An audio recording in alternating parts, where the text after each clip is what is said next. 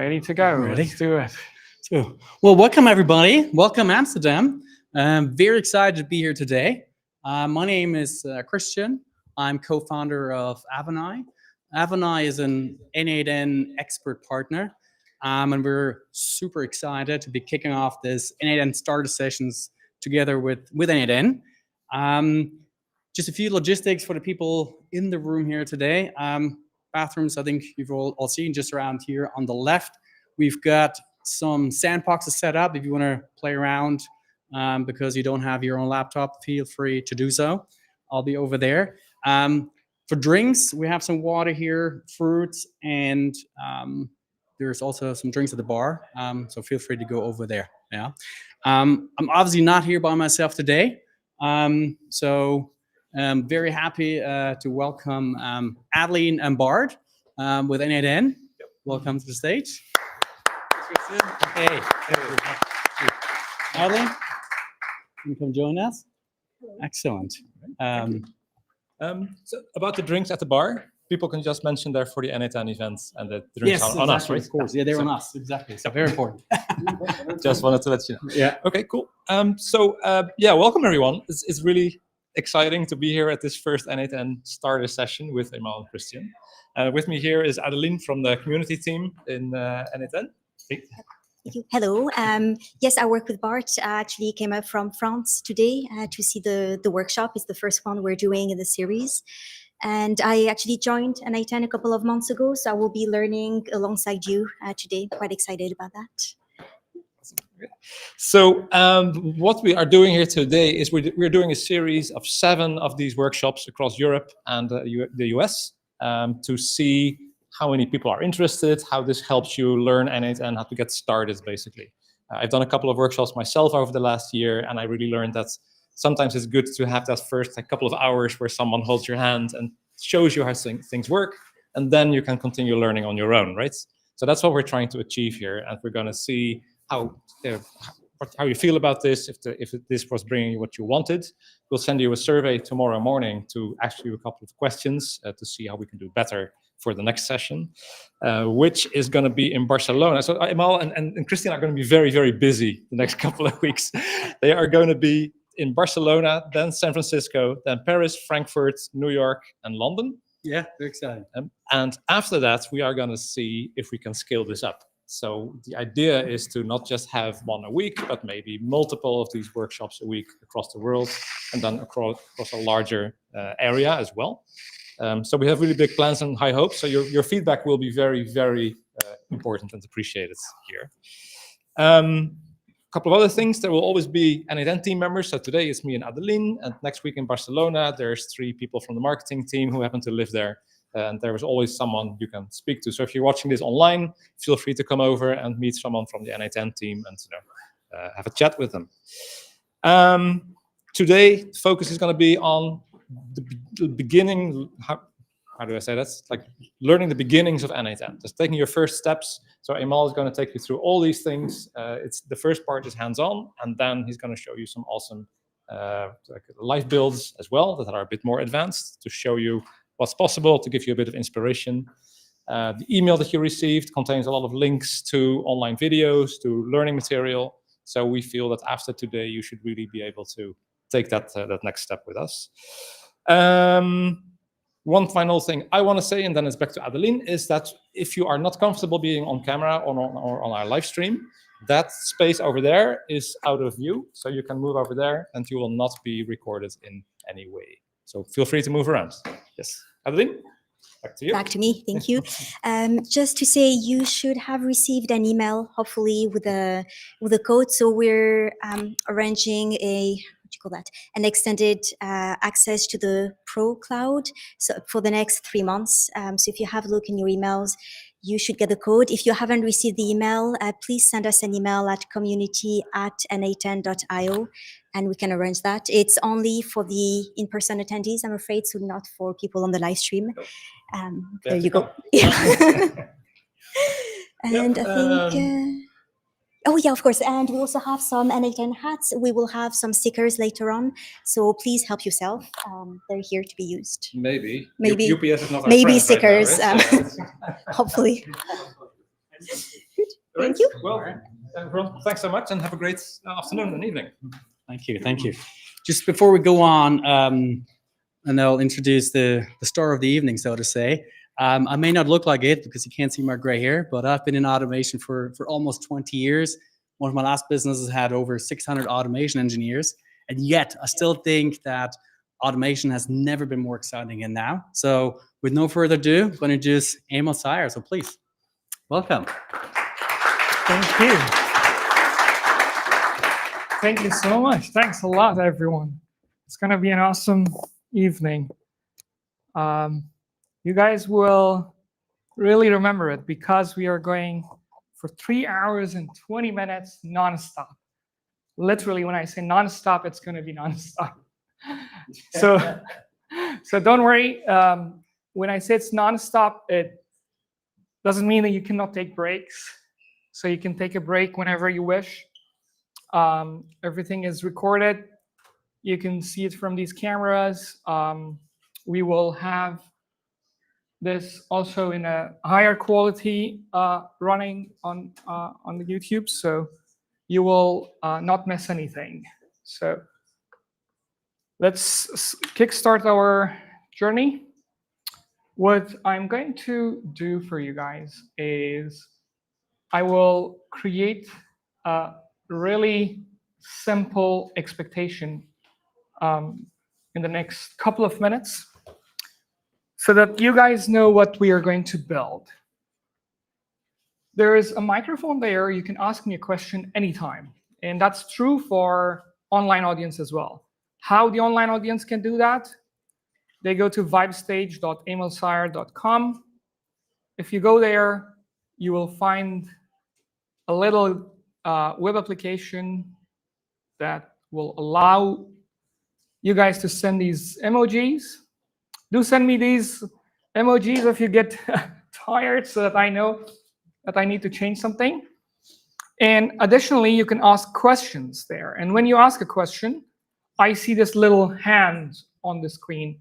And then I can press a button and I can see all of, yes, it's an open bar. Are the dates, all these events published somewhere? Yes, it's published on the n8n official Luma page. And ASDF, that was me, another ASDF, that was me. So that is how we will cycle all the questions. There is no Q&A time, special Q&A time. Anytime you can ask me a question. And when you ask a question, please go to that microphone so that we can also put your beautiful face there like this. And then we ask the questions, we do the Q&A part, and then we go to, like literally from there, we go to the next step, which would be minimizing this thing and then going to building the n8n workflows. Because those questions won't be just me telling you guys the theory. It will be showing you guys. Tonight is the build night. So we're going to start this session, but we're going to take it a long way. Before I start telling you guys who am I, what do, I want to show you guys what we are going to build. So let's go and do that. The first thing we're going to build is this workflow. This workflow has 2 sections. As you can see, one is this Gmail tool, one is the calendar tool. With the Gmail tool, we can do this. Can you please compose an email to Chris and mention that I will be like 10 minutes late for the conference? I'm sorry, I got stuck again in the traffic. And then it basically goes on, and if I have internet, and then it just goes to the workflow and then it creates the, one more time, let's do it. Can you please compose an email to Chris and mention that I'll be 20 minutes late? I got stuck with a client meeting. Just changing the concept so that you know that it's gonna work. And it is running. You can see that now the AI agent, now the email, and this is my live inbox. You can see there was an email that happened 20 minutes, not 10 minutes. And you can see that ChatGPT basically composed this. We'll get to know everything that we are doing here, including how to do like a signature, prompt engineering, and so on. And you can see that it is right now 4:41 in the actual email appen at 4:40. So this was a live demo. And I'm glad it worked. The first demo worked. We are going to have 3 demos now. Let's go and see the second demo. Just to be safe, I'm going to just refresh the page to make sure that everything is running. I see that there is a question coming. I'll come to the question in just a minute. So this is basically a calendar integration. We'll get to know and learn how to do that. Can you please create an event for 15th of September at 10 a.m. With Chris, and we will discuss about the YouTube tutorial series that we're thinking about releasing in about like 20 minutes. I don't know what I'm talking about. I'm just talking so that we can get something there, and then you can see that now the AI agent is working, and then it hit the calendar entry, and there we go. We got an entry, basically everything that I just spoke on the microphone. So this is the second workflow we're going to build. The third workflow is going to be even cooler. The third workflow is this one. And what happens is sometimes Chris doesn't like to send me on business trip. And when he does, he says, like, bring these receipts. So I got 2 receipts, Chris. They're already documented. And we're going to build this workflow to document these receipts that you see in, like, when you're going on a business trip. And then you can take them, put them here. I'm going to just do a live demo of that. Where's my phone? Here. And we're going to do a Google Drive integration. So I'm scanning this receipt right now. I just scanned it. And I'm going to keep this a scan, save it, upload it. Same concept here. Let's make sure that the internet and everything is running in this little. There you go. You saw that this thing happened. And now if I execute this workflow, what is happening is it goes and uses Mistral AI's OCR, and then it makes sense of that and then puts it in this Google Sheet as you just saw this thing happening. And it also creates a short description, which is about this coffee that I purchased earlier for us. And it also creates like this little link that you can open, and it has the reference to that document that you just scan through your phone. So both of these workflows are workflows that has an actual use case. And the use cases are so general that you can relate to it as someone having meetings, calendar, as someone who, well, you saw that the thing that was working. It just is the internet is slow or something. This was exactly the scan that I did earlier.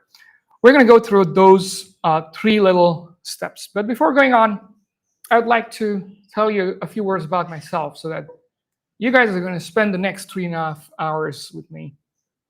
Who am I? And if it makes sense to listen to me. I'm Mr. Nobody. I don't want to kind of like brag about everything, because I started my journey from a very, very underprivileged position. That's me, like, I don't know, 23 years ago. Not knowing anything about the world and learning about Visual Basic 6, those are the books, and having a Pentium 3 and a 486 computer. These are my brothers.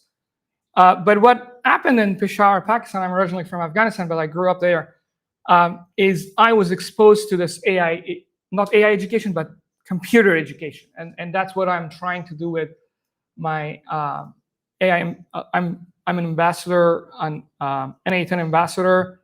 I'm trying to bring this AI education. I came to this country in 2015 for doing my master's through this scholarship for doing like an AI 10 years ago. But what is really cool about in the past 10 years, what I did is this AI agent company. I built this in 2023. And for those of you who know Knight Rider or the movie called Her, then you know that this was used to be science fiction, and now today it's possible. And I was building this company in 2023 and 2024. And this was exactly the time when I got to know there is a cool piece of technology that literally allowed me to automate all of this little part, like all the orchestration of my backend, called n8n. And since then, I've been using it, and I run these workshops on a regular basis, on monthly basis in Berlin, where I teach people n8n. And how cool would it be to do it together with n8n around the world? And it's a great privilege to be here. And I will do everything in my power today to make sure that I can transfer as much knowledge as possible. And we have set up this area in a way that you guys can ask any question anyway, either on the text through this platform that I showed you guys, or you go there and then ask it, and then we will get engaged into a very detailed conversation. With that, we're starting to build. Any questions? All right, let's do it then. Okay. So the first thing we're going to build is this one, but I will go and see if there are questions. What do you eat today? Yeah, I don't know who asked that, but maybe they know about my injury. I only drink. For the past 22 days, I only drank because I broke my jaw. Right now, my jaw is broken, like from here, and then chin, some plates, because I had an e-scooter accident. And therefore, like a little bit, my accent is different. Can you give people a stream discount? That's a question to, yeah, no, it's only for in-person, sorry. How many technical issues will be today? I don't know, you can count it and then let us know how many will be there. And it hasn't into the TikTok node yet. TikTok node. Maybe we can, I don't know. Do we have max capacity from simple memory? Oh, good question. I don't know. Like the best way would be like bump it up and then see where it stops. And then using live stream, love it. Thank you so much. How the speech to text, we'll see it. Sounds complicated. No, it's not. We'll see it. How can you join the meeting? I think you know it. You're already there because, oh no, actually they received the email. They cannot know how to join this online. They'll discover it anyways, I think. All right, so I have problem with my Google credentials. Sorry about that. Yeah, it's learning curve. Yeah, the learning curve of n8n is like literally super simple. Today you'll discover it. In the next 3 hours you'll discover that you don't need to be an expert to get into this. But if you are a programmer, you get into this, and then it's great. All right, somebody said please close the door. It works. You see, the platform works. All right, so we have pretty much a cool. Thank you so much for giving me those emojis. That's just the start. Let's wait for a little bit longer, and then it gets much, much cooler. So we'll have this timer, to which we'll come back again and again to see how much time do we have left. Okay, I'm going to just keep it here. Since I don't know exactly where these questions are coming from, if you're listening to this online, please use a prefix online and a prefix offline in the room so that we know exactly where this question is coming from. Okay, the emojis, they say they're disturbing. I can turn them off if it keeps happening, just to make sure that this doesn't happen. If it was still disturbing, please post one more of these, and then we'll turn it off at 100%. All right.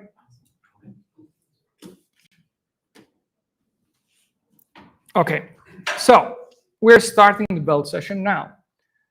The first hour will be extremely detailed hands-on session, where we will get to know how to build this particular workflow. But if you're left behind, don't worry, I got you covered, because I created an extremely detailed n8n workflow that, a tutorial, a series of 18 videos, bite-sized, that you already have in your inbox. So you can watch it, how to do it later on. But the way this works is very simple. We do 1, 2, 3 steps on my computer on this big screen. And then I will give you guys time to implement it on your screen. and then we go back here. And between these cycles, we may take like 20 cycles like this. I'll say that step 1, click here, step 2, click there, step 3, click there. And then I will take like 1 or 2 minutes of break, give you guys time to follow that, and then we go here. Before going back to the screen, I'll say by show of hands, who is blocked? If you're blocked, then your neighbors can help you. If not, then Chris or Bart or Madeline or myself can come to you and help you, and we will make sure that all the steps that we're doing, you're gonna use it and build your workflow. All right. Now, before I move on, by show of hands, please pay attention to negation. It's not. By show of hands, who do not have an n8n account? Nice. So if 1 person, 2 people, 3, 4. Okay, then let's go and create an n8n account. So the first thing you're going to do is go to n8n.io and create an n8n account. Okay, you get started, do an n8n account, fill all the forms. You should get yourself an n8n account, and then get right here. And then I'll start explaining the rest of the things. Meanwhile, I'll go and answer the questions.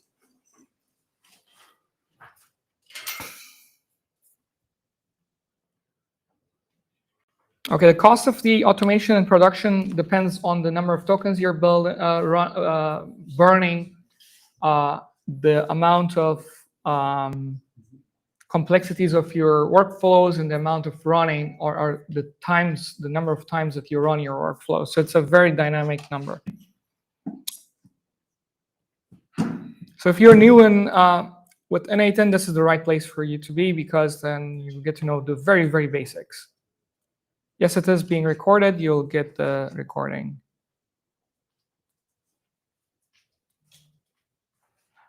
That's text to. The question is, when will n8n introduce something like GitHub Copilot? Can I? 5%? No? We're working on it. We're working on it. Can Yeah. I answer that one?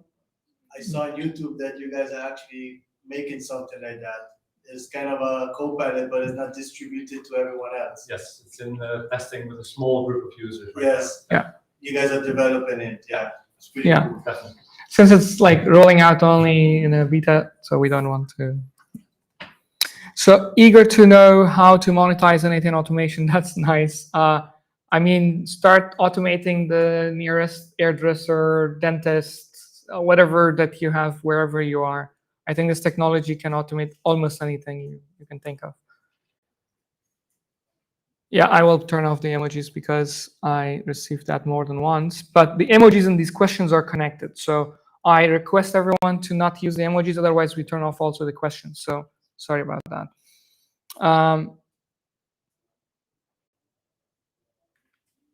Okay. Yeah, the workflow that we're building is going to trigger automatically. The reason I collect it manually is so that I can make the presentation. Otherwise, I had to wait for 1 full minute. Yeah, I will turn off that, but then the questions will be the problem. I think that the amount of images will go down. I didn't have enough time to turn off that. Okay, I believe that you guys have now an n8n account. Let's go build our very first workflow. So before we do the ABC thing, like 1, 2, 3 thing, like you guys go and execute it, I would like to do a very quick introduction about the entire screens of n8n. So what you see in here, the left part, is just a panel where you can find all these menus. Most importantly, there's templates, where you can also find the templates that we are going to build today. This is a community place where people put their templates. And then you can find them literally by going there, and then you can interact with that. You see what is that, and then you can use it for free. And the rest of the menu items you will get to know over time. Like you can manage your own variables, environment variables that you can use inside your n8n workflows, and so on.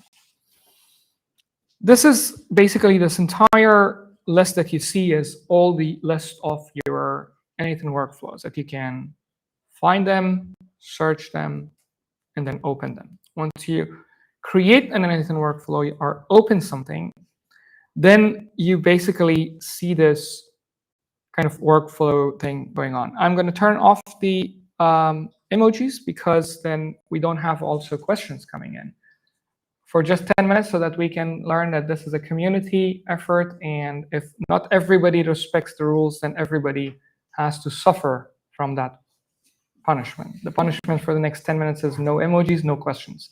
So use emojis responsibly. Until I build the feature to turn off just the emojis, not the questions, because they're both coupled, and it's a platform that I built myself, so I only have 24 hours and 2 kids and a wife. You get the point. Okay, so once you open that, then you see all your workflow here. We'll go and start building a workflow. So the first thing you need to do is now starting that round of 1, 2, 3, 1, 2, 3. I'm going to rehearse it a couple of times with you guys, and then you get the gist, and then it keeps going on. So step number 1, click on Create Workflow. Step number 2, you see something like this. Everybody's there. They can follow. Nice. If you are not there, raise your hand. It's okay. Yeah, you're not. Oh, you don't have. Yeah, makes sense.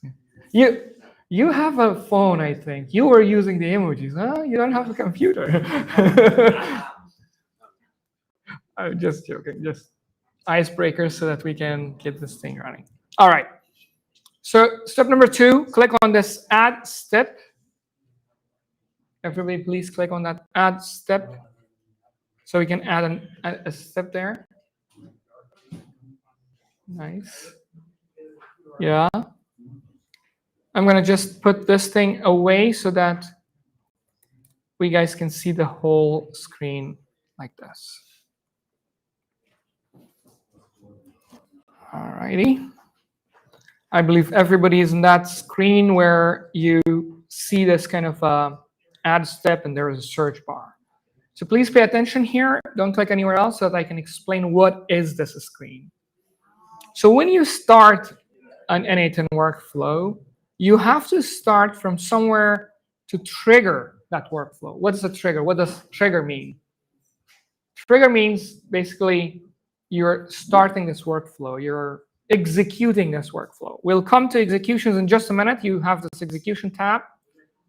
But in here, the list that you see here on your right panel is basically a list of all possible triggers that you can put into a workflow.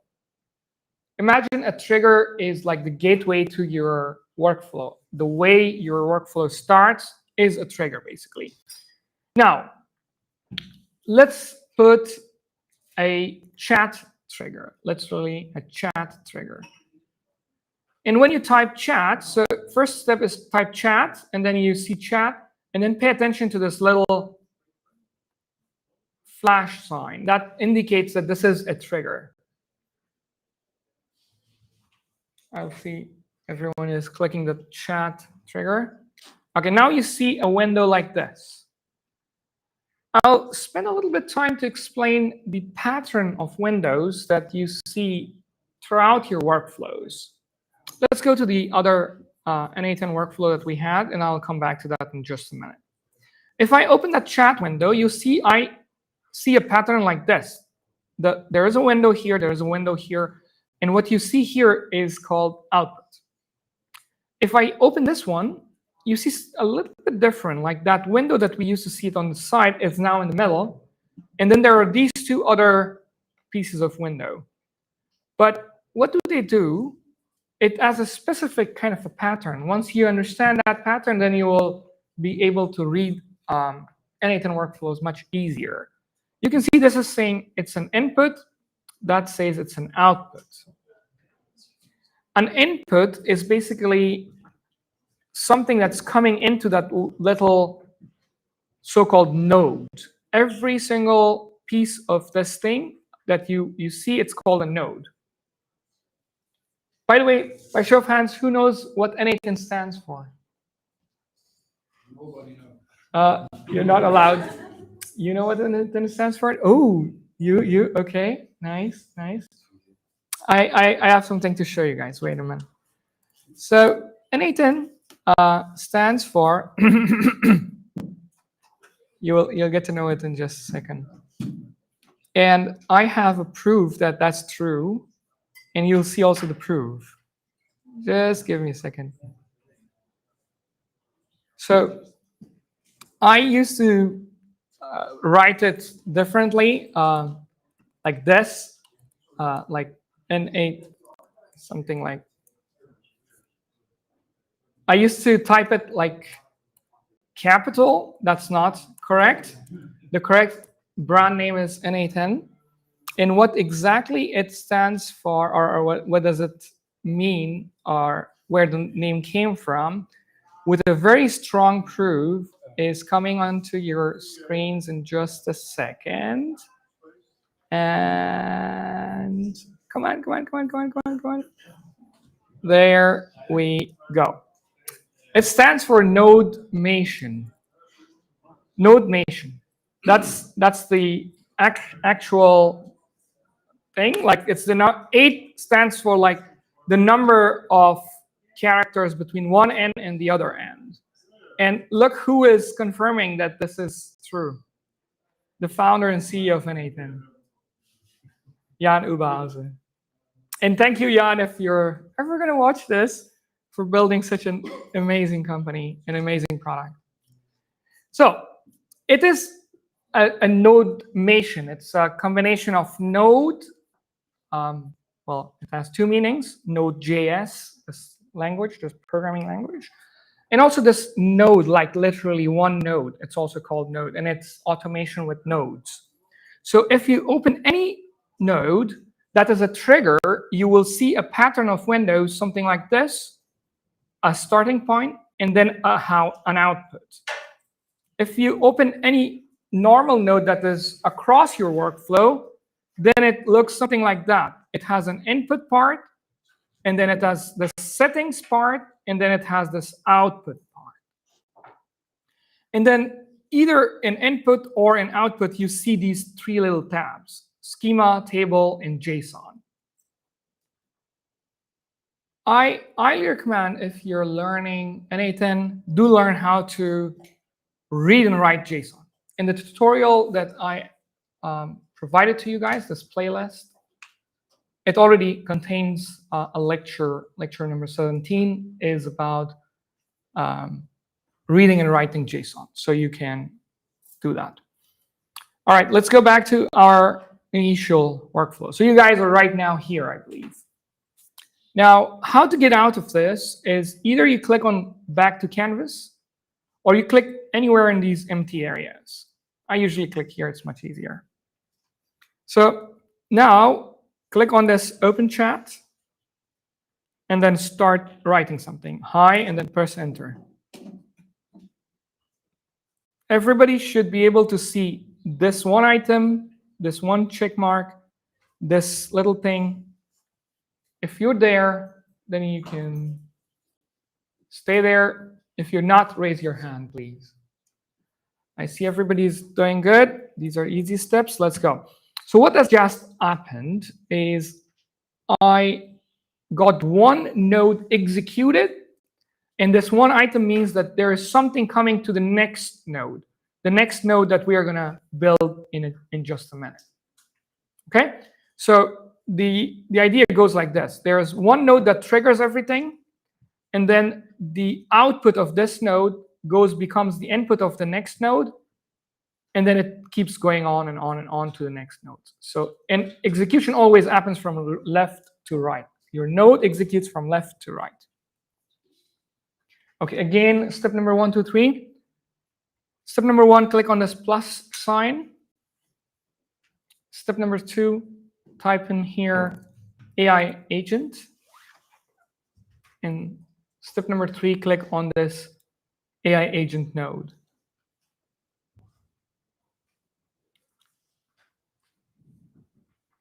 All right, you are in this other window that we saw earlier. This time it has an input, it has an output. Now, you should also see the I that you have written there. You should also see there is an I. a message I. So that input, if you click outside and then go back here, you will see a window like this. You'll see something that has now 2 nodes. This is one node. This is another node. How do we know this node is called a trigger node? Who knows this? Flash sign, yes.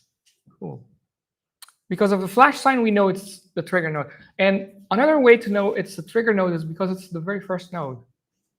And I think there is another thing I just discovered myself. Like there's like the borders.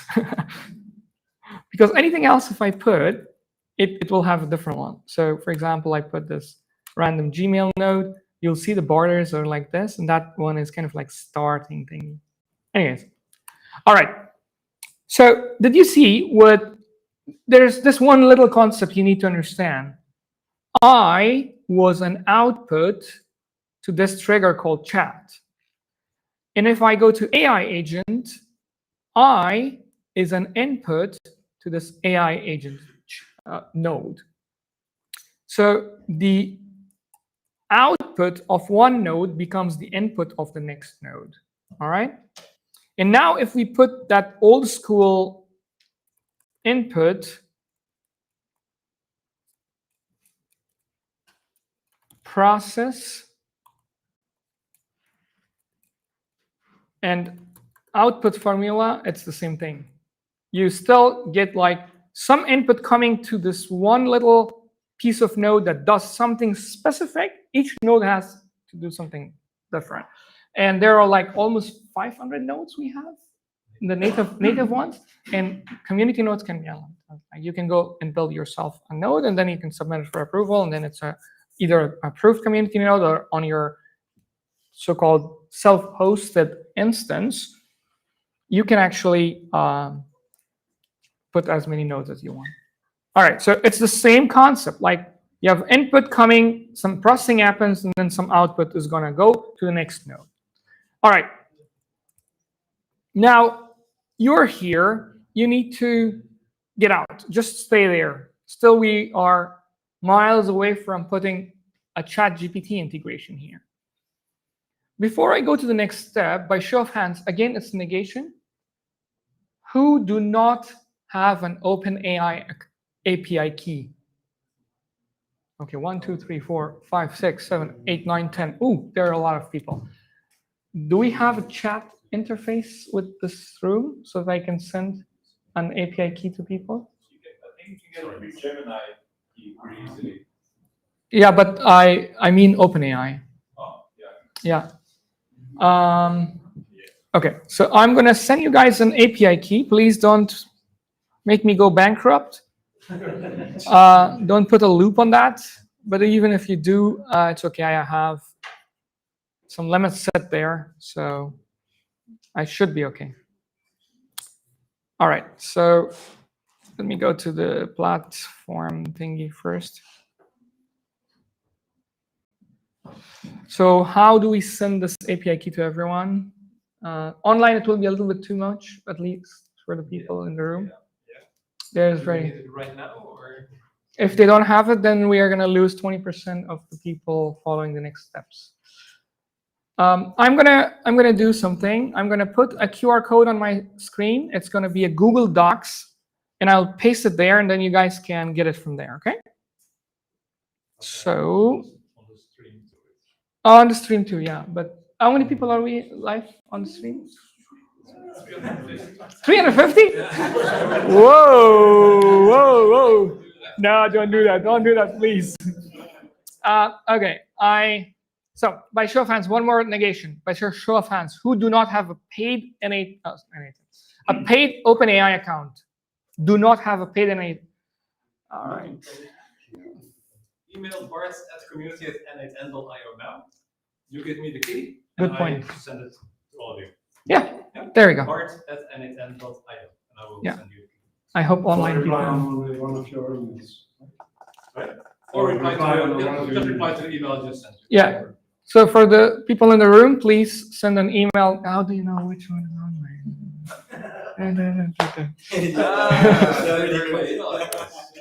Oh, there's a latency. Do it fast, fast, fast right now. We're gonna stop. The online thing has a latency. Reply to the email address to the email I sent you, and then I will know that you're here.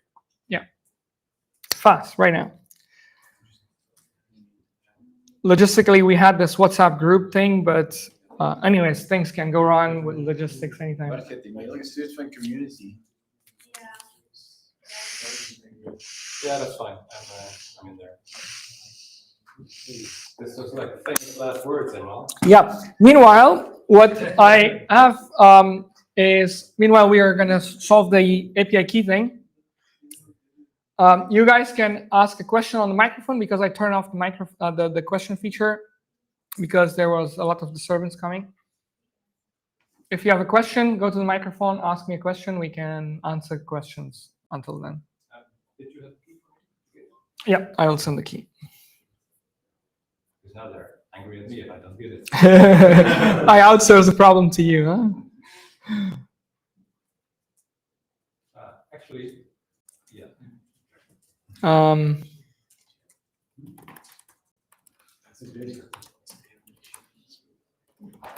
yeah, I am getting a lot of emails now. I told you. To be honest, I'm gonna be generous. I'm gonna put $100 limit and see if everyone can get that.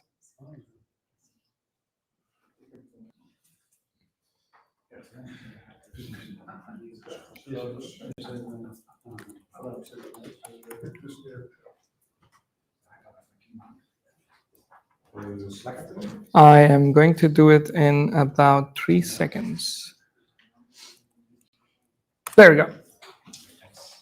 You're welcome. Is there any other AI that you can use that's free, so you don't have to use your own money and online? Yeah, but the quality here is not good. I want you guys to get a good quality. So yeah. Yeah, Open Router has a. Okay. Meanwhile, good question. Meanwhile, you guys are getting the API key. I would like to show you guys another option from Open Router. If you just Google your way around to put an Open Router, it's called Open Router. I'm not going to show it to you just because I don't want people to go in the wrong direction. If you go to Open Router, then you can get a free account. One of their models is free. I don't know which one, but you can find it. I thought that for when you first sign into n8n, OpenAI also gives you $5 free. Yes. Yeah, I don't know exactly. That's what I've heard, but I have not heard that. Yeah. We did that for a while. I'm not sure we still do it. So. Yeah, we did it for a while. We don't know if we do it. Okay, so I believe you guys received an email with some API keys, and now we're going to put an API key in this system. So, email is sent? Busy. Oh, yeah.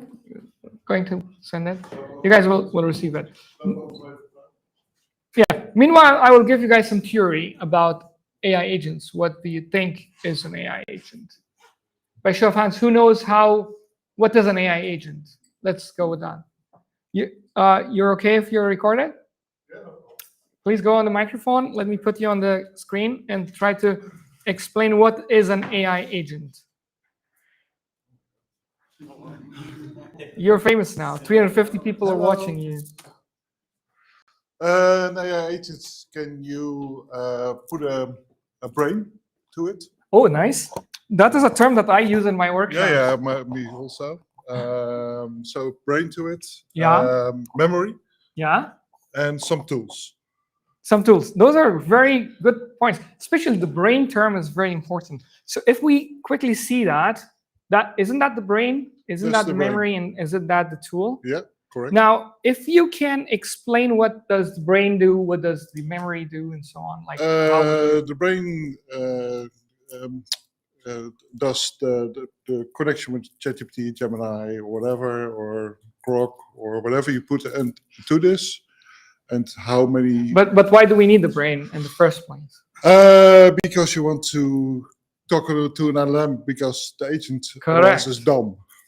So a large language model, or the intelligence of the kind of not the intelligence that it should understand our natural language Correct, is important for an correct, AI agent. Correct. Yeah. Whether this be text chat, whether this be a phone call, whether this be a voice interface, Whatever. And the memory? Memory, otherwise, if you say your name, for example, my name is Marcel, you ask again, what's my name? It doesn't know anything because Absolutely. it It doesn't remember the interactions with you. You need to, like an AI agent needs to, and the tool? You can put multiple tools to it, and it can, based on what you say in your agents, it can connect to multiple tools. It can even connect with, thanks to n8n, to multiple agents. Absolutely. Agent to agent. Agent to agents, yeah. And multi-agent. Multi-agent. And then it's the dystopian future. Anyone else wants to enrich that? Thank you so much. What was your good name? Marcel van der Meer. Marshall from? The Netherlands. Netherlands. Wonderful. Thank you. Thank you so much. All right. So anyone else wants to? Yeah. You did the icebreaker. For the next 3 hours, we're going to have a lot of people coming there and then sharing their thoughts and asking questions. All righty. So let's go to the next step, which is going to be a little bit of explanation of what Marshall just said. We do need some sort of intelligence. This can be an LLM, this can be whatever model that you wrote that can intelligently decide what to do next. It should not be, an AI agent should not have these fixed ways of executing things. The old school programs, or the old school software, it used to do a calculation the same way. 1,000 times you run it, 1,000 times you get the same results. But now, because of this intelligence, because of this LLM, now it has this intelligence and it can kind of like navigate its way to the goal by understanding the environment and doing things that it asks to do in order to execute that. Memory is an optional part of an AI agent. There could be a very less sophisticated AI agent that doesn't remember anything, but it knows one thing. And it does that one thing by understanding the environment at that moment. The next time it has to understand it again and again and again, it does the same thing. It's not a very intelligent AI agent, but it is an AI agent. The tool is there to execute tasks on your behalf, like composing an email, as you saw in a demo. It used my Gmail, it composed the email. If it does not execute a task for you, then that's kind of like a very lame AI agent. It's just like a chatbot or a workflow that has an LLM call to it. So these three components are very, very important. Now, yes? The chat models itself, they have memory as well, right? Why do you need memory in n8n? So the question for the microphone is that chat models, by chat models, n8n, all the LLMs, is that what you're asking? Like ChatGPT and stuff? Yeah, ChatGPT has memory. Good question. Very good question. Like, if ChatGPT has memory, why am I putting a memory here? The reason is because we'll see the reason in just a minute. When we come to execution, your question will be answered in here. But the very short answer is that the way n8n works is a stateless. Every single execution goes one time. It doesn't know between one execution and the next execution. Therefore, it has to have a memory across executions, across these individual executions. We'll have a specific part, and I'll explain that in more detail once we hit the memory part of this. Okay, I believe now you guys have your API keys. There's one more question? No, I want to answer something to him. The LLM that you go on, like ChatGPT or Perplexity, those have their own memory, but then when you use an API key, you're only using the function of the LLM. So you only ask a question, but it doesn't keep it in the system, just as if you're using the actual UI. The UI, because they have two functions. You have the API usage, and you have the website itself. When you go on, and then they have another function. So API and that one are two different things. Okay, thank you. To me, that's simple. Yeah, thank you so much. We'll have more conversations. Let's go to the next step about how to add a chat model. So you click on this plus button. Now it's the 1, 2, 3 step. Okay, everyone, please go ahead. Add the chat model. And then after that, in here, type open. And then you should see OpenAI chat model. Click right there. I think you guys are there, almost there. Okay, now you should see something like this. You don't see this OpenAI account 7.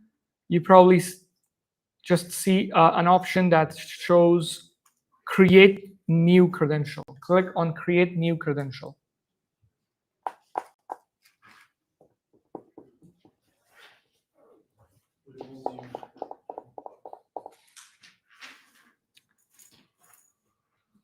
When you click on create new credential, you will see something like this. API key, a box which is required from that orange star. You know this is required.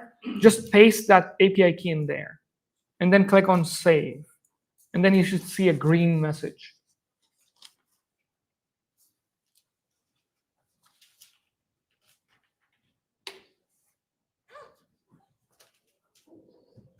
Yes? Error, couldn't connect with these settings. Okay, coming. Can you double check if you're copying the entire API key properly? It worked for the second time. Okay. Anyone else blocked with that? Do you see a green check mark? There's no space in it. Can't have any space.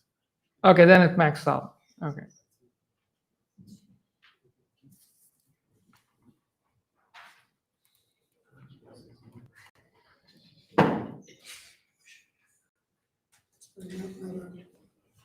You should see a green message like this, says connection tested successfully.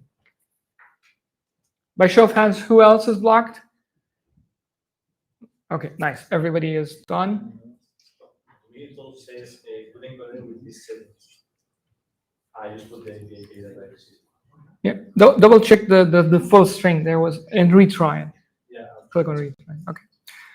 All right. So now you guys have added an API key there with OpenAI. All right. Now let's go to the next step. Click outside. So you should see something like this. Now you have a trigger, an AI agent node, and an OpenAI chat model.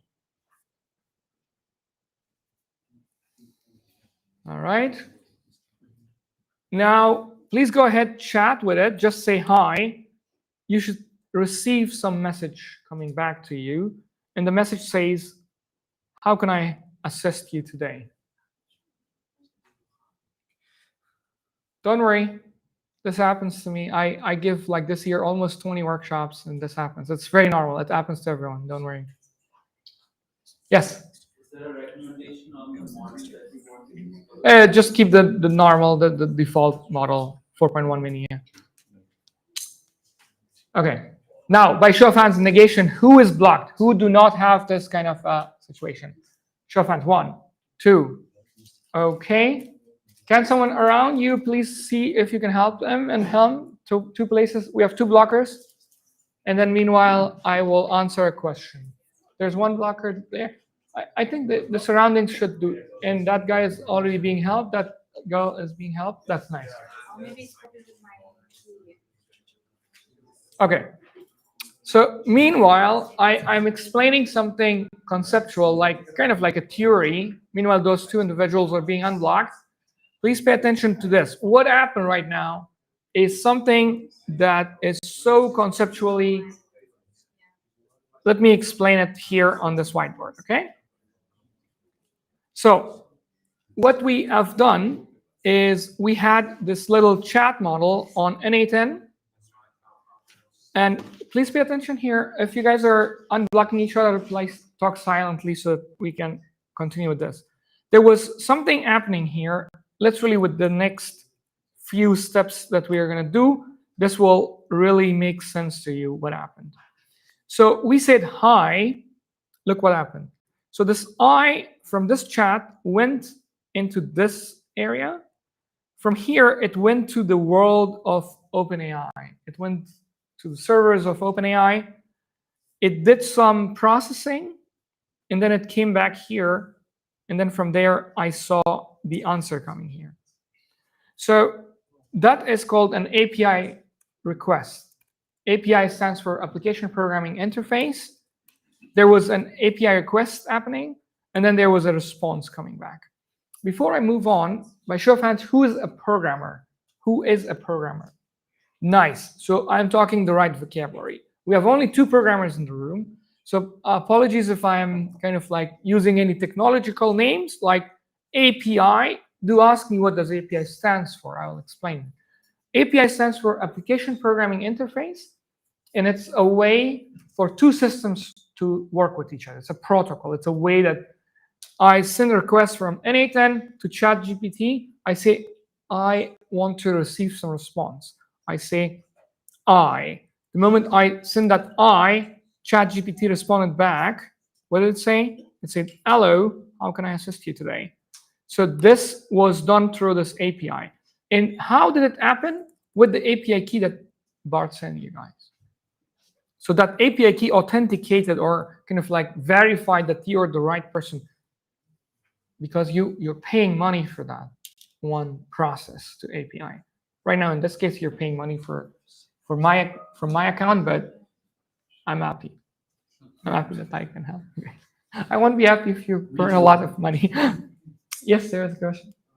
Even though the API was successful, whenever I run it, it says insufficient quota detected. Yeah, that's because I ran out of money. No, this is not yours. Oh, it's yours? Then that means you ran out of money.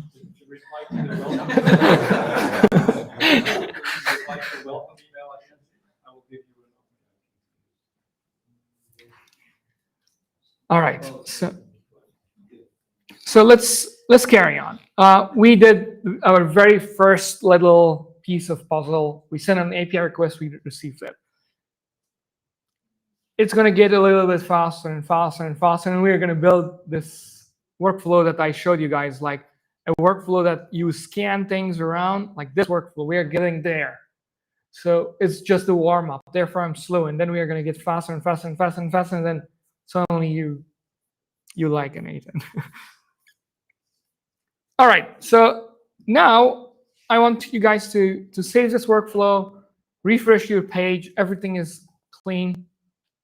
I want to cover another very important concept, memory.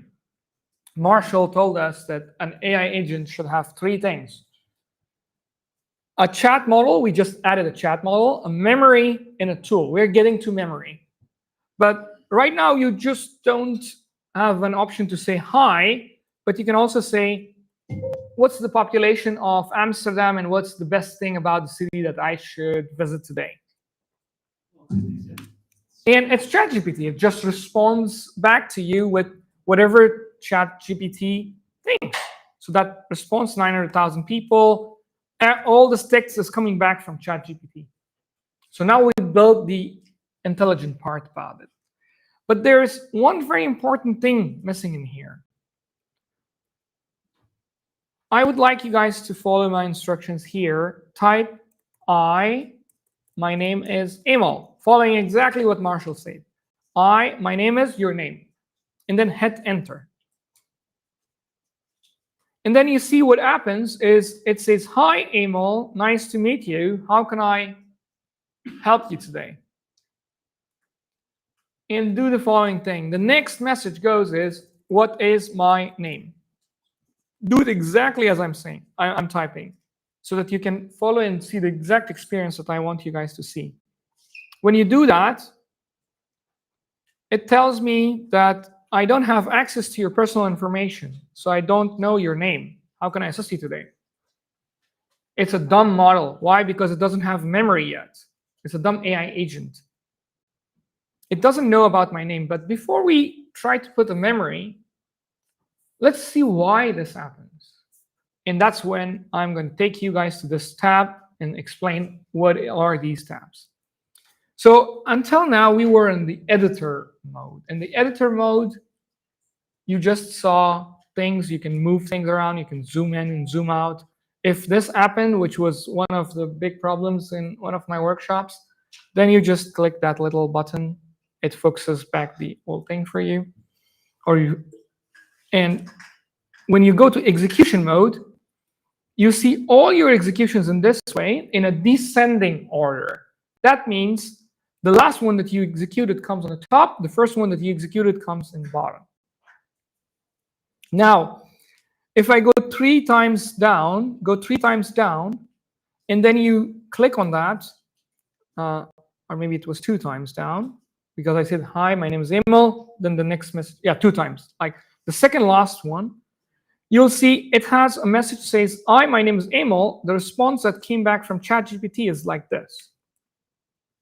Now, if I go one more step up, you see what happens is, okay, something broke. You are being rate limited.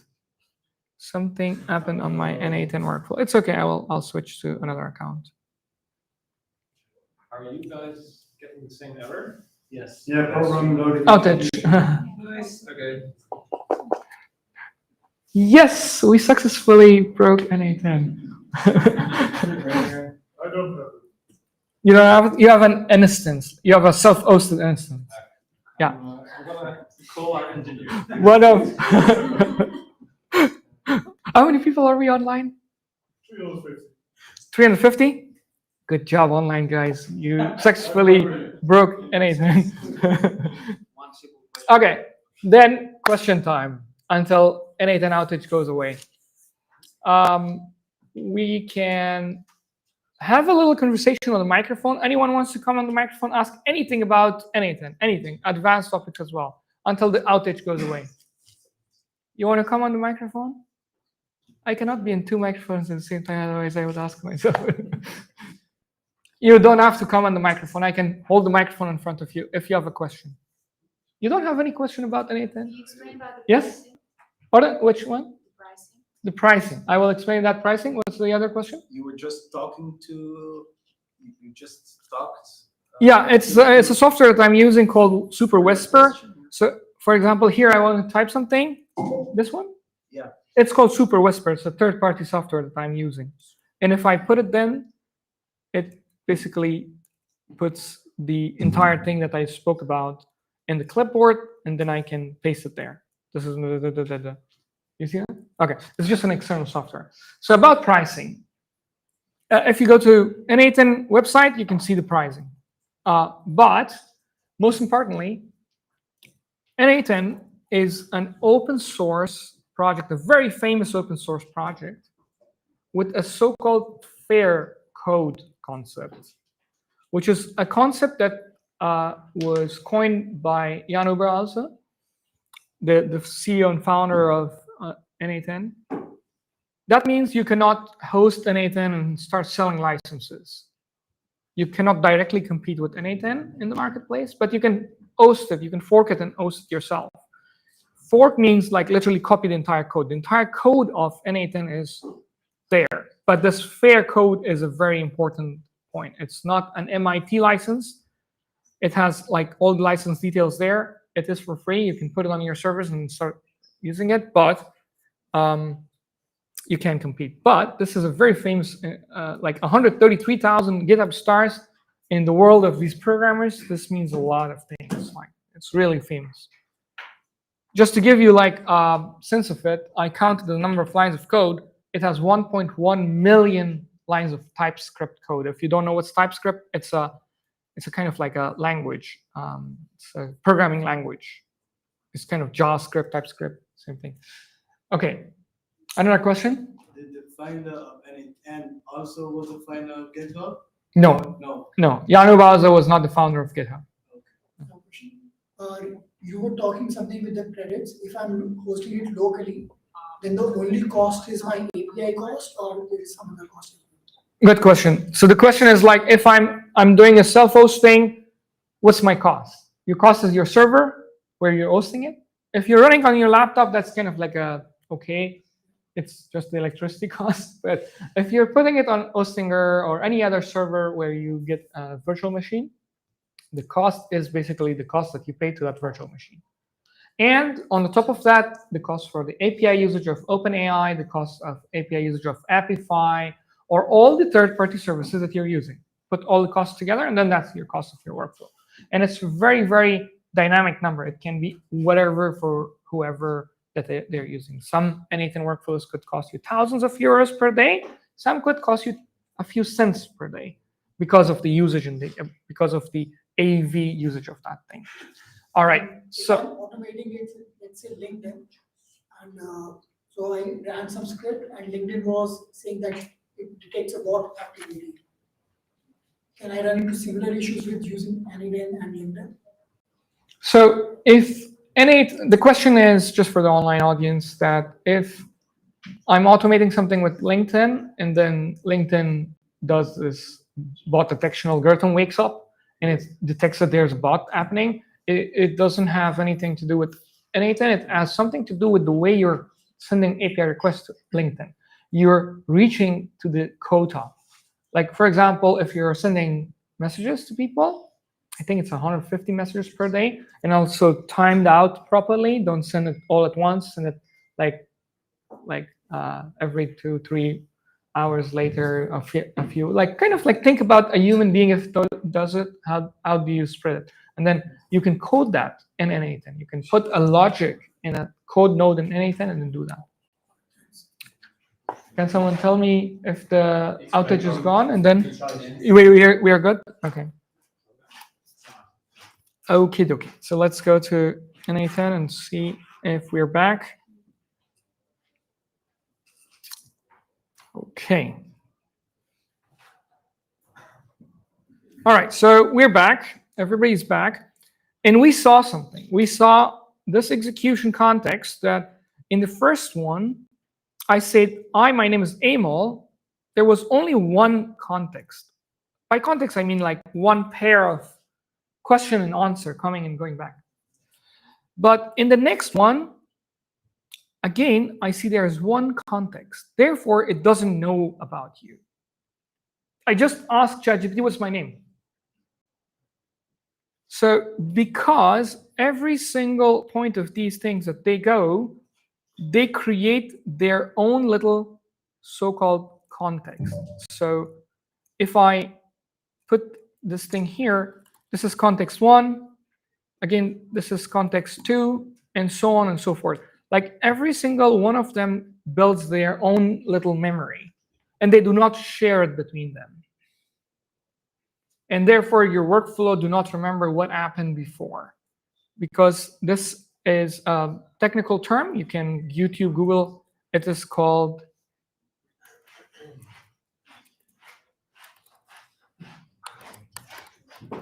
stateless. So this architecture that it is running is stateless and super highly scalable, because every single time that you send a request to n8n, it executes it somewhere on a free computer in the world. And in order to put that memory, let's go do that. So click on editor, click on memory, and then click on simple memory.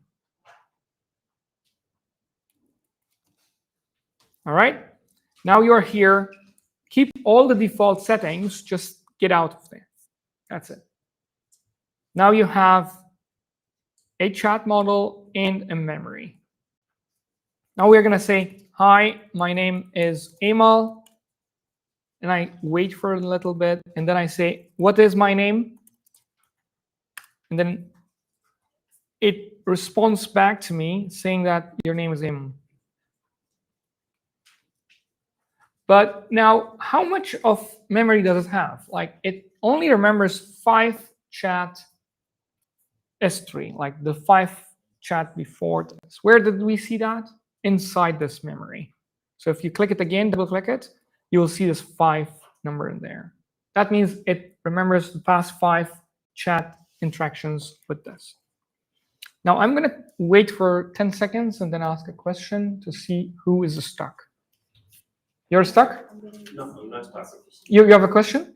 About memory. Okay, please hold your question. Let me see if anybody is stuck, and then I'll come to your question. Out of quota. On my key. Maybe it ran out. Let me see if I have money. Otherwise, I'll put some money. Where's billing? my wife is gonna hate me because she's doing my accounting of my companies and running out of money, billing. Yeah, no, I have $130. Go kick it. You just refresh it. It's because of so many API calls going from the same account. There, you just need to wait a little bit and then refresh it. Okay. So, anyone else got stuck into this memory test? Like, did you test it remembers your name? Okay, nobody. Nice. There's a question coming about memory. What's your question? For example, I've seen that simple memory, the one that option, but I have also I can choose different memory, right? What is the criteria to choose the memory? And Okay, which type I was going to come to that. That was the next step about memory. Yeah, I want to do some whiteboard session. You'll get to know what exactly means. Okay. Any other questions so far? By show of hands. Yeah, there's a question coming from there.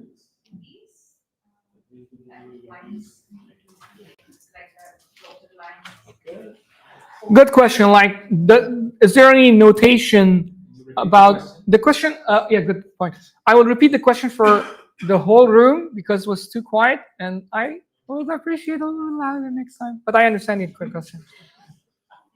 And also for the online audience. So the question is, does it have anything to do with these dotted lines in the solid lines?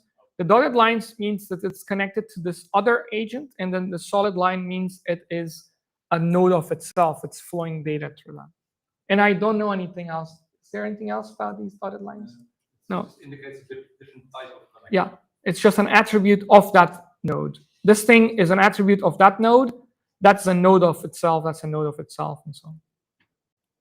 But that's a very good note that you did. I didn't notice this. I'm doing n8n for like since childhood, and I never noticed that. Good point. Okay, so let's go to the next step. Like when I opened this, we'll get to that in just a minute, but what happened here? I built myself something that is like, if you go and do programming, it's going to take you 6 months to get to that level of programming where you put something called cache, a server with cache. So we have this whole thing going on, but imagine if this entire stack was this n8n cloud, and now we added one more thing here, which was the memory, but in technical terms, it's called cache. One of the very famous ones is called Redis. It's just kind of like a small database that runs on your server and keeps information for limited time so that it can be reused. So this request that goes there, it kind of like comes in here and then checks the cache if we have this piece of information from before. That's how it knows it. That's how it understands, oh, I see, I have this name. I have this piece of information with me. And how does it do it? It's doing it based on a so-called session ID. Each session, a session is basically an interaction between you and this n8n instance, whether this instance is on your self-hosted server or it's on the n8n cloud. It distinguishes between your sessions, and then it keeps a log of all those things inside this little memory, and then it keeps doing it. Under the hood, I'm not sure if the native node, memory node uses Redis or not.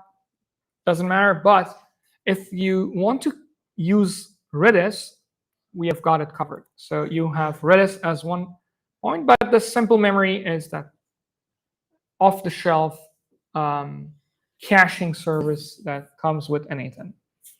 Now, to answer that question, how do you decide which of these possible memories you can select? For example, if I delete that, I have multiple types of memories.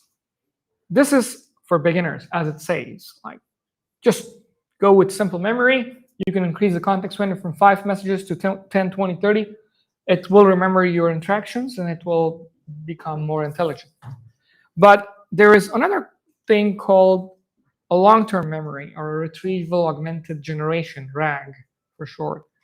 You can kind of like create a way to remember your whole life story. Like, you keep interacting with this AI agent for the next 1 year, and then it remembers things from the past 7 months about whatever. Like in the last workshop, we did something last month, was a little AI agent that captures your raw notes, and then when you get like you meet someone in a meetup, like right now we met, and then for example Marshall, I met Marshall, we said hi and so on, and then we get connected on LinkedIn, and then I open my AI agent and I say that, hey, Marshall and I met, I just connected with him on LinkedIn, and he came and asked some good questions on the microphone.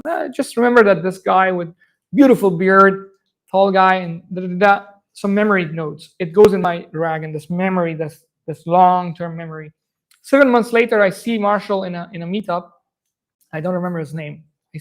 I open my AI agent, I talk to the microphone.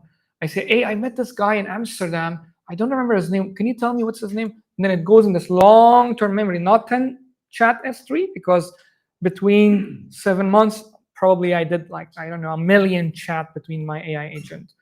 And now this is the long-term memory. It's a little bit more technical. All the content is on my YouTube channel. We did like 2 days long workshop. We taught everything from scratch. So the short answer to your question, how do you know which memory to pick? You pick the beginner simple memory. As you get advanced, you will know how to use a RAG memory and other databases and so on. All right, let's go to the next step. We have a memory, a simple memory. Now it becomes more interesting because now we're going to add a tool to this. Before I go to add a tool, any questions? Any other question? Yes, please. Where's the memory to be stored? Okay. The question is where the memory is stored. The memory is stored on the n8n cloud. So it's a little piece of memory database that sits on your instance, and it stores it on the memory of that server, either your self-hosted server or on the n8n instance. Is there like a regular period when it cleans it up? Yeah. The one period that it cleans it up is this little thing. So everything from last 5 chat messages, it's removed. But that 5 messages will also have a so-called TTL, time to live. And then after, let's say, 1 day or something, it just removes it so that it never bloats the memory of that server. And plus, when you restart your instance, if you have a self-hosted instance, you restart your virtual machine, then the memory is gone. The last, actually. Yeah, you look like having a question. No? Nobody else has a question? Okay, now let's go to the next one. Now we're going to add our Gmail inbox. Okay? We're going to add our Gmail inbox. And in order to do that, I'm going to have a drop rate of at least 10%, I would say. Marshall, you're one of them. I'm sorry. I'm going to have a drop rate of like 10-20% now. I think Marshall is going to drop if you cannot follow because you're self-hosted. And the steps I'm going to explain is not for self-hosted. If you drop, that's okay. We're going to do it in the build session because I'm going to do exactly those steps that you need to do in order to connect your Gmail. But remember this, if you have a self-hosted, the steps are a little bit different than if it's on the cloud of n8n. So if you see this thing on your address bar, by show of hands, who is on the n8n cloud? Nice. Majority of the room. Nice. So if you're not on the n8n cloud, you're going to have a little bit trouble to do your Gmail integration. It needs a lot of steps, which we'll cover later on in the build step, in that complex Mistral AI integration of OCR of these receipts. But right now, if you got stuck and you're not on the n8n cloud, it's okay. You have the recorded material you can follow. You can ask me questions on LinkedIn. I'll try to answer there. And also you can ask in communities, and then somebody will definitely answer you how to get unstuck and then integrate your Gmail inbox. So let's go with that note to integrate your Gmail. Click on this plus sign on tools. Yeah. Okay, after that, type here Gmail and then click on Gmail tool. Okay. Now in here, you will need to click on this create new credentials.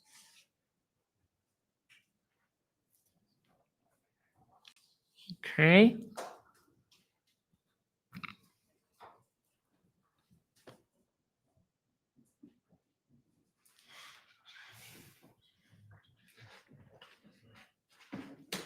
So I have an enterprise account, and you don't see the screen that I see.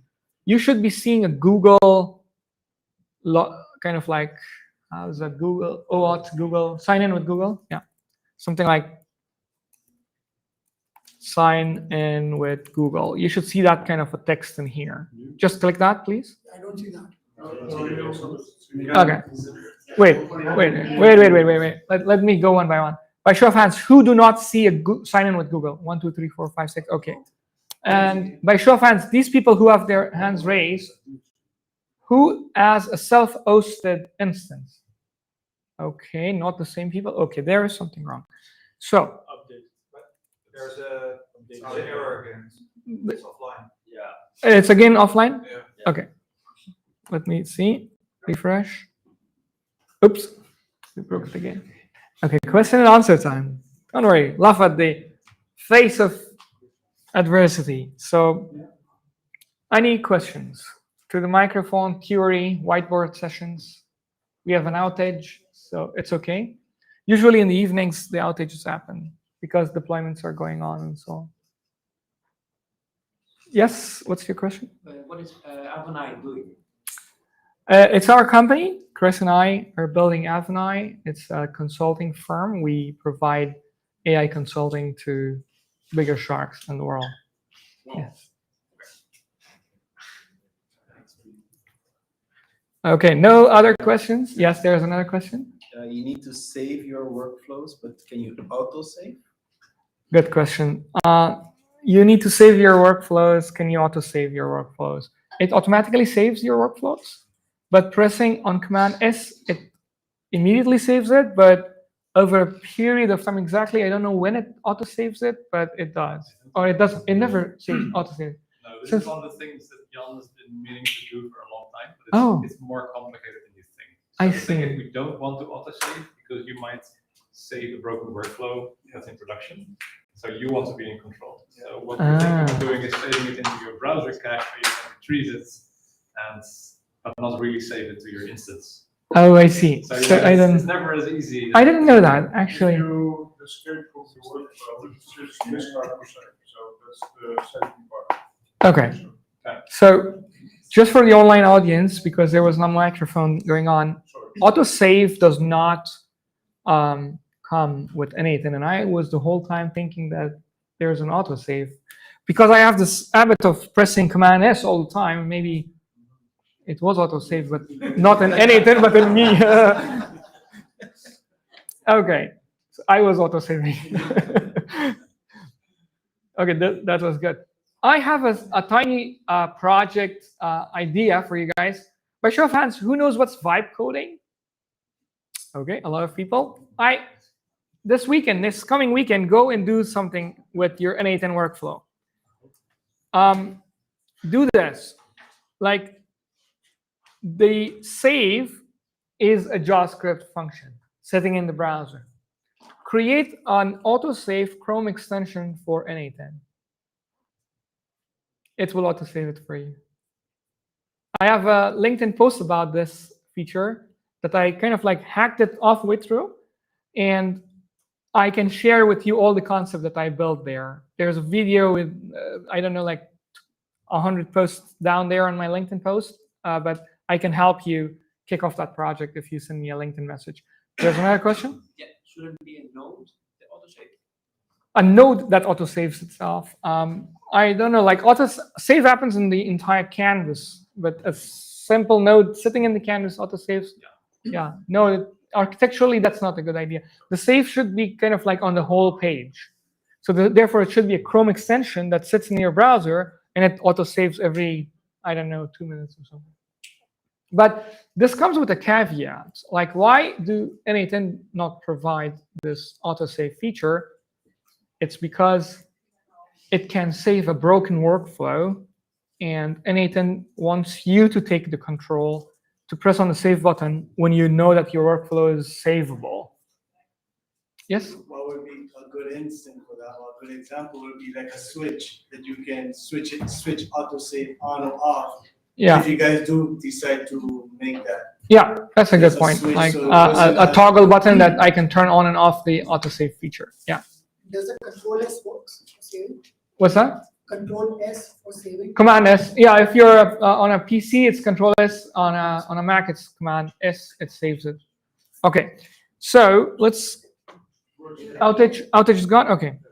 So let's go to n8n and let's go add a tool. So the tool we're going to add is we have a memory. That's okay. We're going to keep it there. Now we're going to add Google and Gmail tool. From Gmail tool, you have added your Gmail account. And there was a lot of people saying that they don't see the sign in with Google.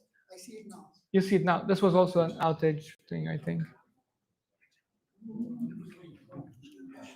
All right. So I will give you guys another 10 seconds to see if you guys can see this button on your screen. Meanwhile, I get a little bit hydrated.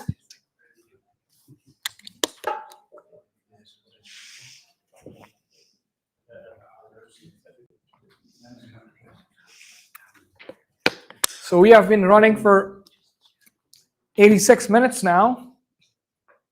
It's good. Let me refresh and see how much money did you guys burn. Oh, even I got kicked out of OpenAI platform. I don't know why. Anyways, so by show of hands, who do not see the sign in button? Nice, we're now talking. So you sign in, you go authenticate your email. And once you authenticate your email, you are asked to give these permissions to the n8n Cloud application. And then you click on continue. And once you come back, you should see this message, connection successful, with a 5-second delay, and then you should be good to go.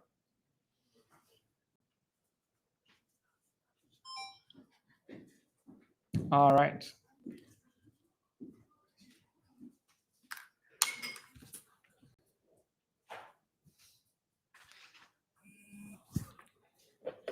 Let's see who gets this green message.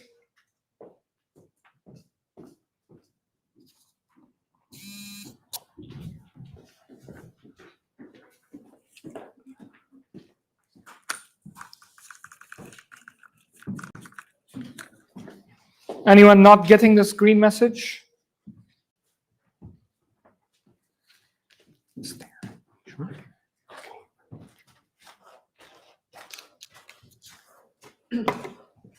All right, nice. So we are getting closer to adding a tool. Now, for the sake of just testing it out, I would like you to do the following things.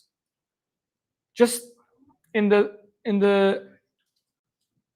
resource column, change this message to draft. Why draft? Because the message is basically sending an email. I don't want you to send an email to someone, just draft it so that we can play around with it. And then you can decide later to change it to sending. So click draft, and then click on create. Operation should be create. And then just for the testing right now, just put like test subject here. And then in here, the email type, select HTML. And then in the message, type test body. That's it. Now click on execute step. And you should get this green check mark saying that it is done. Now, if you go to your inbox, you should see, where was it? I think it was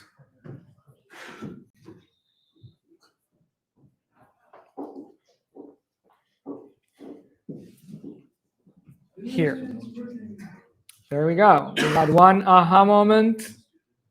And then you should see test subject. You should see something like this.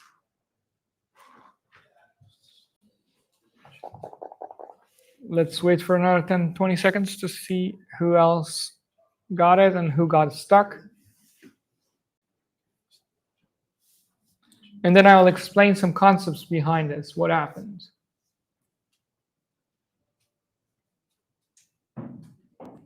Okay. Now, by show of hands, negation, who do not see this test message? One person? Okay. Who else? Two? Okay. Can you please tell me what was the error? No parameters are set up to be filled by AI. It still worked. Forbidden. It still worked. You should see the email in your draft. Oh. Check your draft folder. Okay. And what was your problem? I think the same. And you see it in the draft folder? Yeah, I see it. There we go. There we go. No blockers. Nice. Don't leave anyone behind. Okay. Now we build something that literally came from this workflow that we have created. So what happened was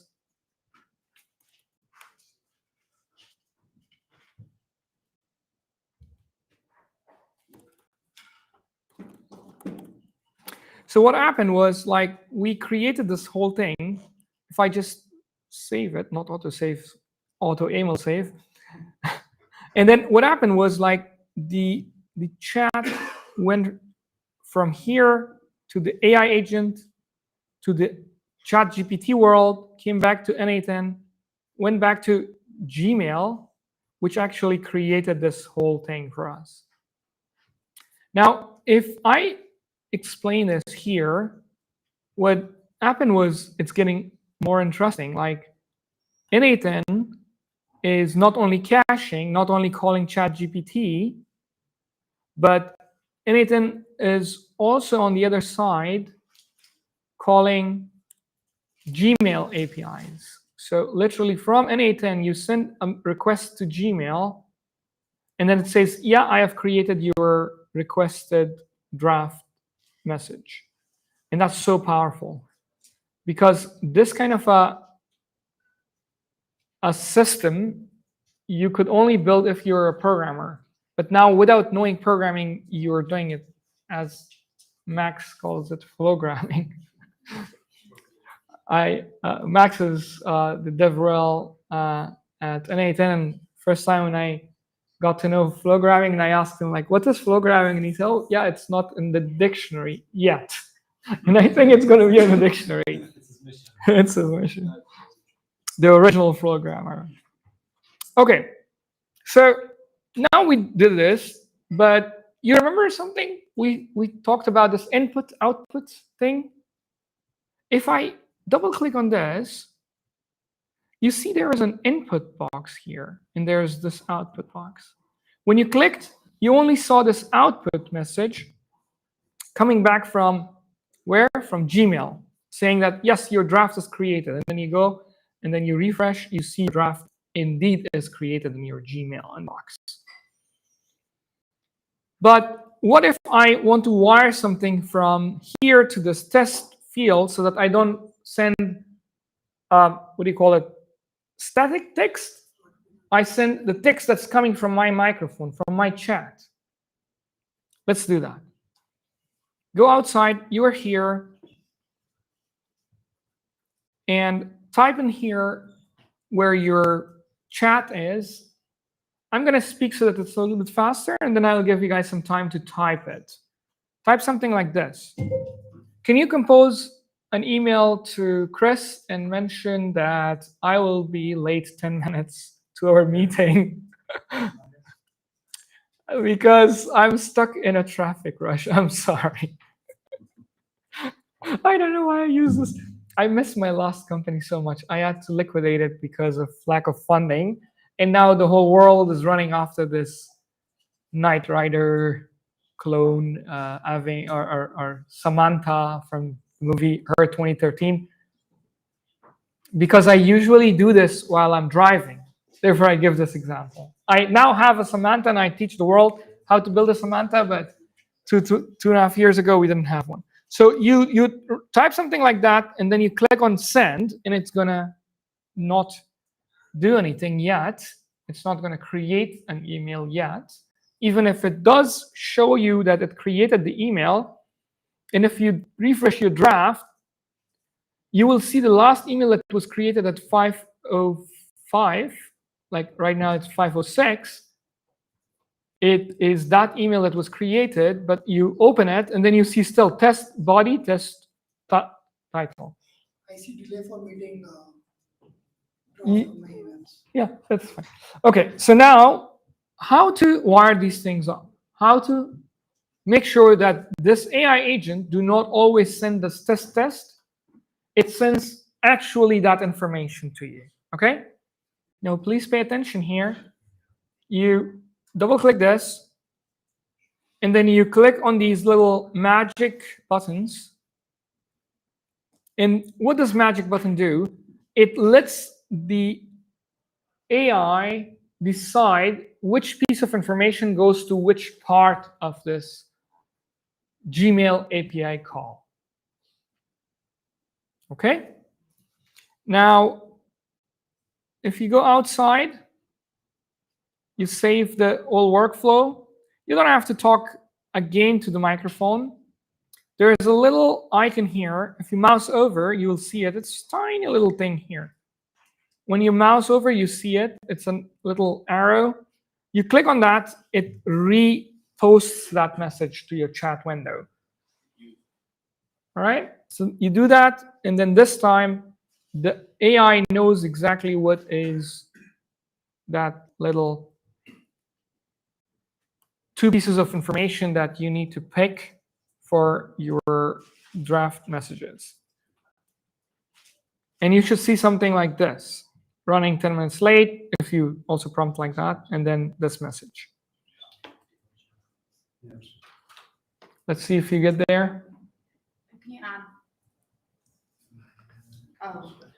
Should I Add the formatting. We will. That's coming next. Yeah. Can you please show the Gmail node? No. Yeah. In the Gmail node, you need to click these little. There's in your case, there's like these little magic icons. You click on that magic icon.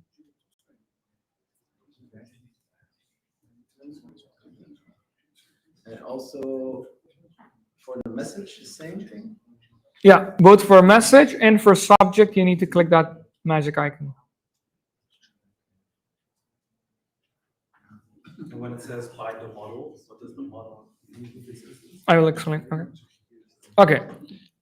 So I will explain this one more time. What this magic button does, it lets the model to decide which piece of information goes in which field.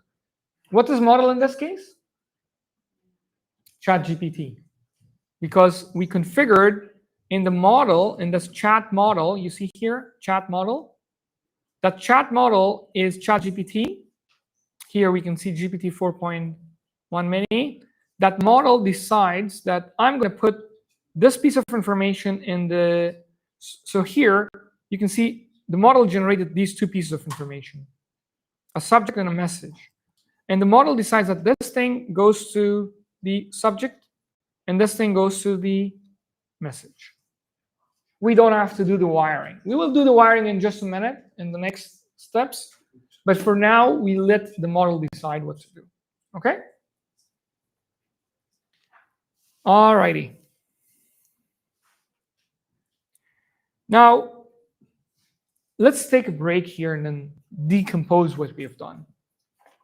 We have created our first AI agent that is context aware, that understands the language of our choice. It's, by the way, multilingual. You can chat with it in your language.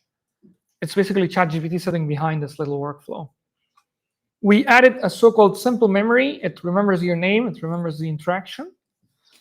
Based on that interaction, it can now execute one task, which is composing an email.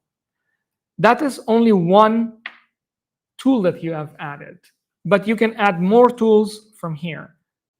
The more tools, the more sophisticated your AI agent is, the more intelligent it becomes over time, especially if you take care of the memory thing. and then you automate the world with this technology.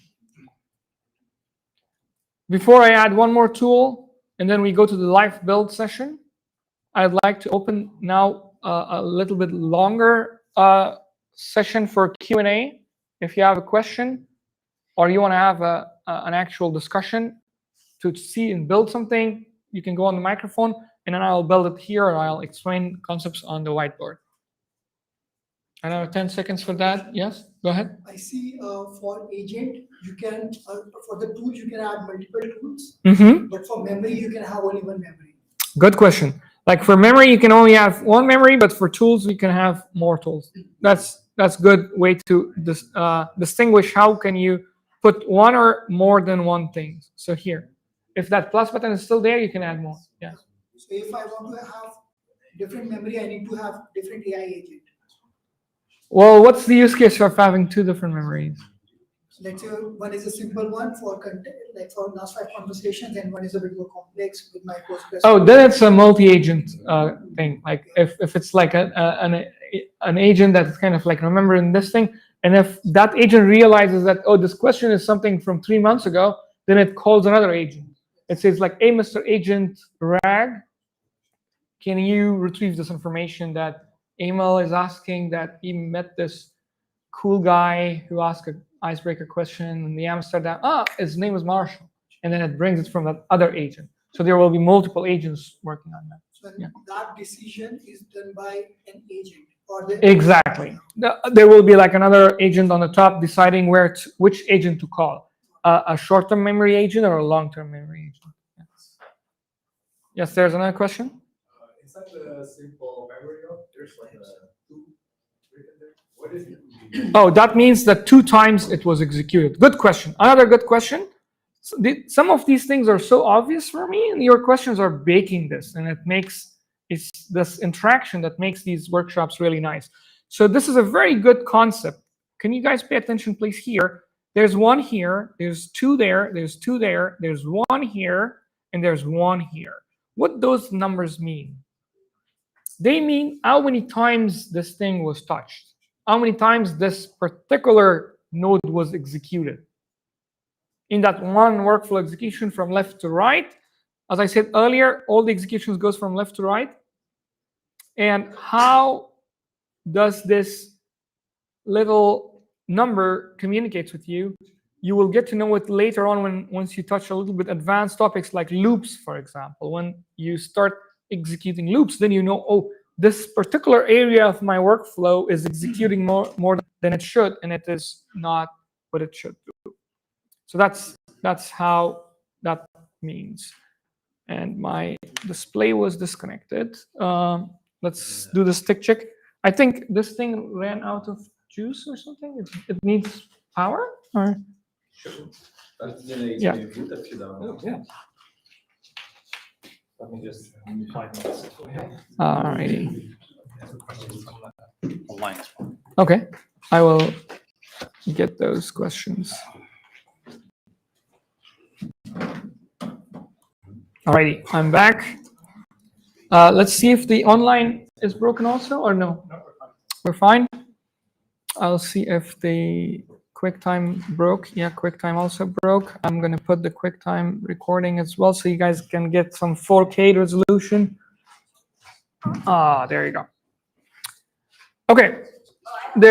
Yes, there is a question, please. Yeah. So, how can you make it already put in the email there? Because right now there is no email. You have to make a connection to your Gmail or something. To my what? To your contacts on Gmail. Like how? Oh, I how see. You make it I see. What your question? Am I understanding your question correctly? That how can I integrate my Gmail contact list or my contact book so that I can ask my AI agent to send an email to Bob, and then it goes and finds Bob's email address from my contacts? Yes, I'm asking if you have to put it as a tool, because right now I see that the AI agent, it wrote the email, great, but you still have to search the person that you want to send it to. Yes, that's true. So the question is, how can I go in my contact from my Gmail, bring that contact back here so that the AI agent knows that Bob's email address is bob@example.com. And then in here, when I try to kind of like send, instead of like draft, I send an email, I create a message and I send it. For that, I need this to fill this field called email address. And that email address comes from a contact book. That's another tool. That's just another search tool to the contact book. Yeah. Now you're kind of like thinking in that direction, like, oh, I need to do this. Oh, that's another tool. I need to do that. That's another tool. Whenever you see that there is another system sitting somewhere and you need to bring that information to n8n, most probably that is a tool. Or something else that we'll see later on in the workflow that we are going to do, the complex workflow in the build session. This one, HTTP request tool. It can like go to the world. And this little Swiss knife can open possibilities of everything that you can do outside n8n and then bring that inside. In your example, the contact book is outside. You can bring it inside here. Okay, so now let's go to the next tool we're going to add, and then this session of hands-on will finish, and then we'll go to the live build. Oh, there are two questions from online. Questions from the audience. One is, what is the use of the plus sign to the right of the AI agents? Okay, what is the use of this plus sign? I will explain that in just a minute. What's the next question? Next question is it not risky letting the AI decide the mappings when it's interacting with the tool? How deterministic is it? Very good question. Very good question.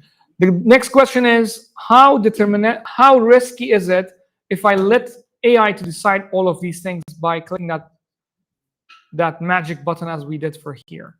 Since this is an extremely beginner workshop, a starter session, I wanted you guys to do that, but it's not a recommended way because AI can hallucinate. What's hallucination? Hallucination is this nature of, it's a feature actually, it's not a bug of an LLM, that it generates the response. If it doesn't know that response, it just generates something. It just tells you something. In the moment it hallucinates, then it puts a wrong email address. Instead of like sending to Bob Doe, it sends that email to Janu Bout. So that's the problem, that you should not use that automatic for a production ready grade. For that, you need to go to your AI agent, which we'll do it in this workshop, in this build session. And then you need to put this so-called structured output parser. Because for this particular workflow, we will touch that advanced feature on how you should be doing it. All right. No more questions from online audience? Okay. Now it's the time to put the next tool, and then we go to the build session. Kind of the hands-on session is coming to an end in the next 5 to 10 minutes, and then we'll go in this rocket ship and then show you guys how you can build something that detailed with OCR technology and so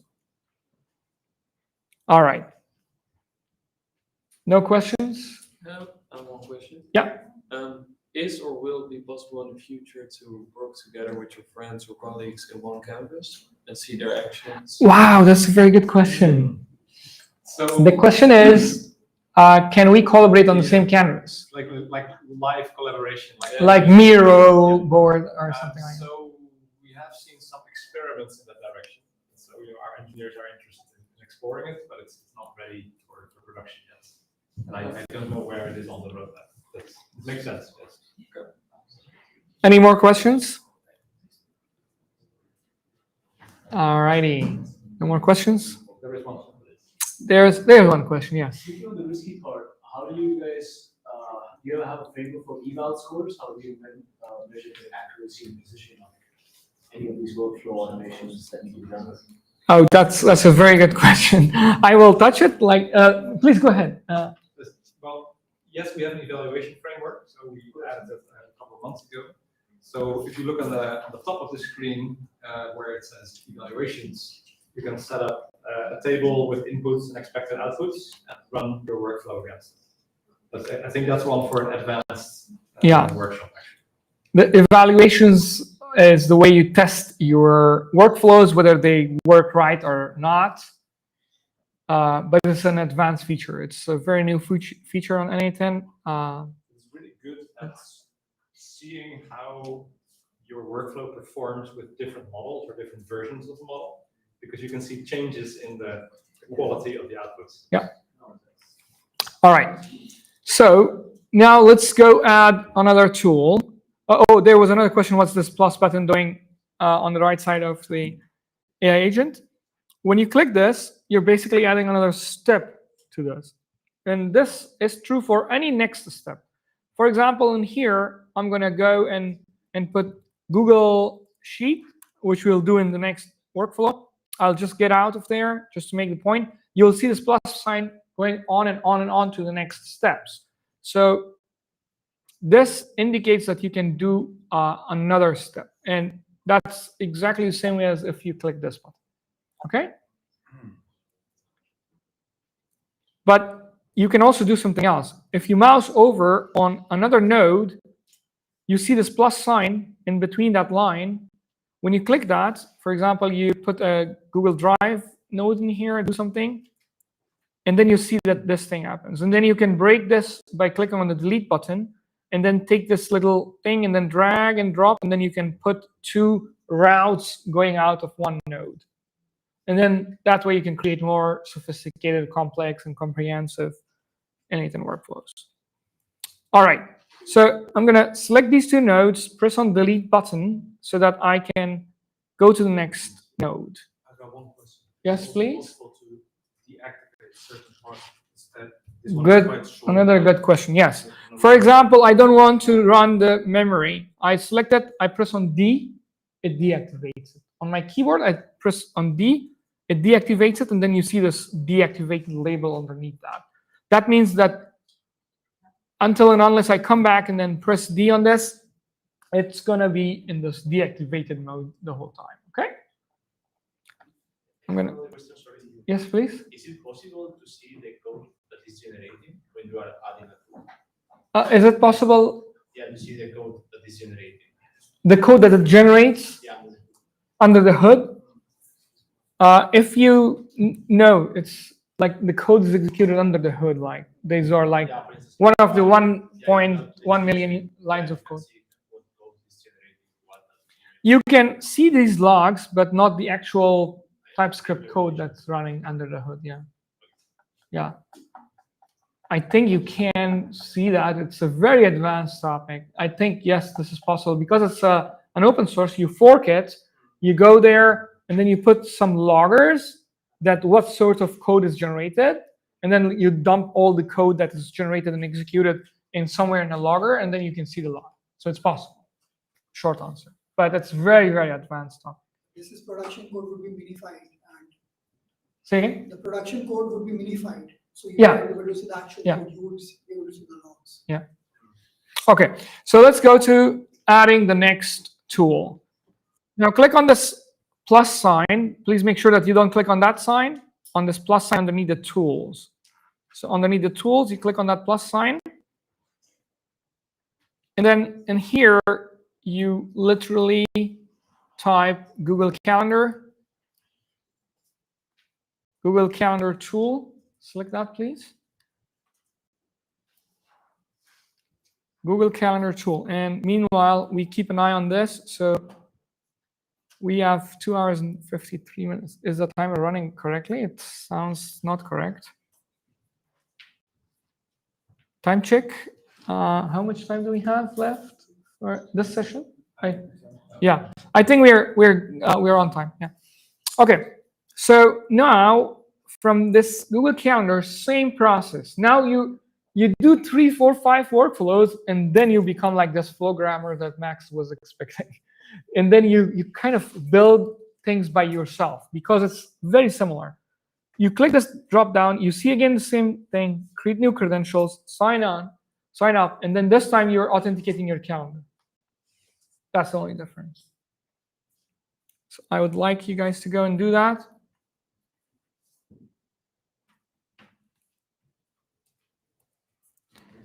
Sorry, are you still going to show about the formatting? Pardon me?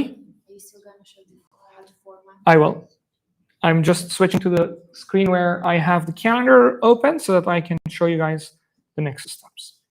Okay, so you added this, you added your calendar, you authenticated it. Let's see who could not authenticate their calendars to this workflow. By show of hands, who is blocked and could not authenticate their calendar? Okay, nice. Everybody got their calendar authenticated. They see an item here. You select the item, and then from the tool description, you set it automatically. From resource, it's going to be an event. From operation, it's going to be create. From the calendar, from list, select the calendar that you want it to be. In my case, it's this one. And now, from the start and the end, it's going to be automatic, the same way as we did before. And then there will be 2 more fields to add. You will not see these fields. Sorry. You don't see those fields. You see it like this. Now we are going to add 2 more fields in order for our calendar to have like the whole setup. From this add field, select summary. What is summary? The summary is the title of the calendar entry. When you select it, again, click on that magic button so it automatically puts it together. And then click on add field again, and then click on or type description. Then you can select that, and then click on automatic. So you should see these 2 fields. Both of them have this defined automatically by the model.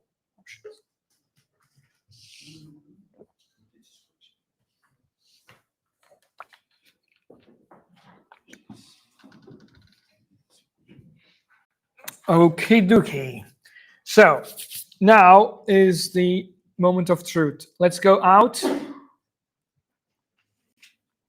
And now in here, just to be sure, just refresh your page so it's a clean slate. And we also know if there's another outage. And now if I type something like this, can you please create a meeting with Chris on 15th of September at 3 p.m. It should be about discussing about self-hosting Microsoft.com. I don't know why I said that. Just make something. And then if you execute it, you should get a calendar entry in that moment in time. Question. Yes? Did you add those additional fields? I missed that part. Yeah, I'll show you again. So I added these 2 additional fields, summary and description. And I decided, I clicked on that magic button that was next to it here. That allowed me to kind of like decide by the model that it's going to put those 2 pieces of information from the text that's coming from AI agent or from the chat window. Yes? There's How does the AI agent know which tool to use? Oh, nice. Good question. Very good question. The question is how the AI agent knows which tool to use. The answer lies in the question itself. Like, look, what was the question that I asked? If I go here, the question is here. Look, I asked the AI agent, create a meeting. This is the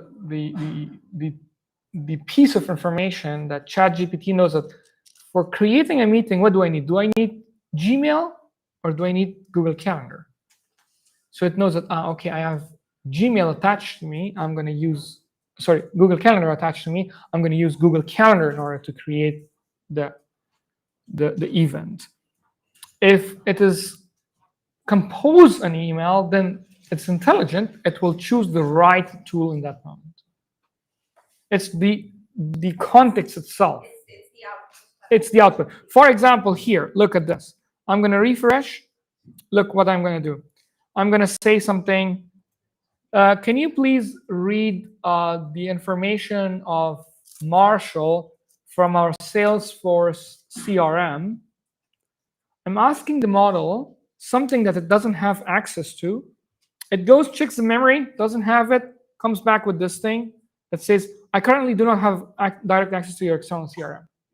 But if I say something like, can you please compose an email to Marshall and tell him that, thank you so much for asking the question on the microphone, and nobody else came on the microphone, and I spent too much time building this whole setup, and we are not using it, and that's not nice. And you put that, I'm just joking, it's okay if you're not asking questions. And this time you see that it hit that Gmail node, because in the context itself, it had this piece of information compose an email. I think the AI agent on your backend is using a language treatment model. So like that's what that node is. So the AI agent is using ChatGPT for 4.1 mini, and you can change that from here. For example, if you want to use GPT-5, why not use that? It's there, somewhere there. Here. All right. Somehow it didn't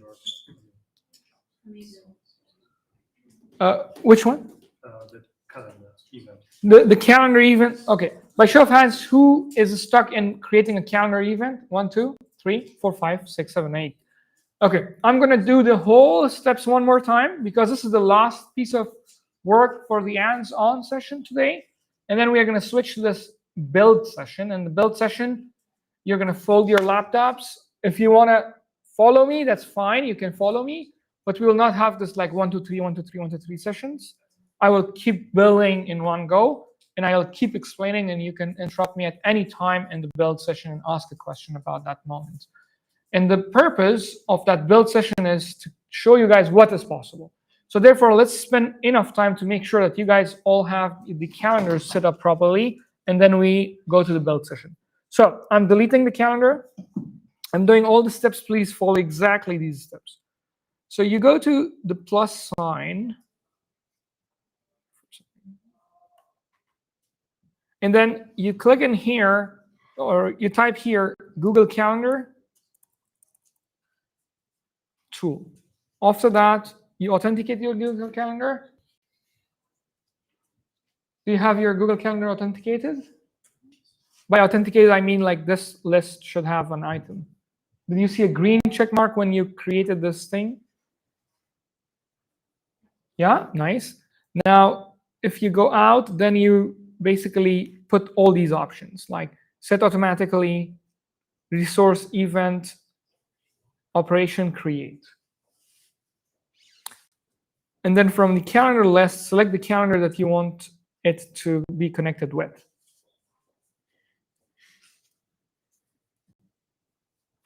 And then from start, you click on this start, and then from end, you click on the end. And then from add field, you put summary. And then you click on this. And then from the other one, you click description. You click on this star icon. Yes? Do you have any idea why my AI agent thinks it's April 20? Good. I wanted someone to get into that pitfall. Which date is it saying? The 27th of April 2024. 27th of April 2024. Yes. This is the cutoff date of ChatGPT model that you're using. What is a cutoff date? It is the time when that model was trained on that data.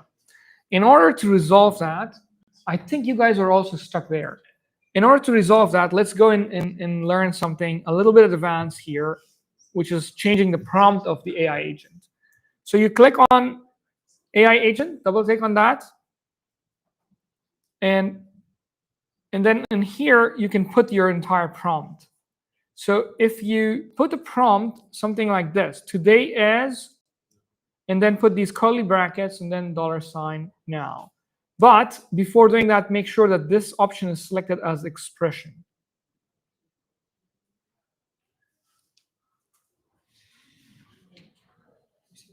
And we have one more thing to do, putting a signature to your emails. I forgot that, yeah. Yeah, there's one question coming from Why here. do you put that in the user message and not in the system message? Good question. I will come to that. Yeah, I should be putting it in the system message. Yeah. And the tutorial where I recorded it is in the system message. Sorry, I don't see the fixed expression. Okay, let's do that all. Let me reproduce the entire problem that you guys are seeing. Look, if I go here, this is the version that you guys see. Okay. Now we were not seeing it in Gmail because Gmail is not time-based. It was like right now create an email, but calendar is time-based. So if I say, can you compose? Not compose. Let me undo that. Let me go back here. Can you create an event for 15th of September? 15th of September with Chris at 9 a.m. about our new website. I said just 15th of September. I didn't say anything else. I didn't say which year of 15th of September. I hit enter. It goes and then it gets stuck. Okay, I'm going to just deactivate the memory so that it works. And reiterate this. And see what happens. It still gets it because it still has the memory, because it remembered when was the time. I'm going to refresh this and remove the memory and do the same thing again. Can you compose, can you create calendar event for 15th of September at 2 p.m. with Sebastian? Just to give you guys another German name. Okay, now it didn't. Why? Because if you go here, you will probably see the output is a different date. How can I assist you today? Okay, even another problem. It doesn't know what to do because it doesn't have access to this message coming to it. If you open your messages, you'll see that this message chat input is there, but it doesn't have any integrations with this AI agent. So for that, you need to click this chat input and then bring and drop it here inside the prompt. Okay. And now if I reiterate this, it will execute this calendar. There we go. But I don't see it on my calendar in here. Why? If I go to the calendar, you will see exactly this problem that this gentleman saw before. That it says it's September 2023. It actually created on my calendar an event in September 2023. The reason is because this is the cutoff date. And I want to show this AI agent that today is 2025. So double click on that AI agent, click on options, and then select system message from here. And then type in here in the next line.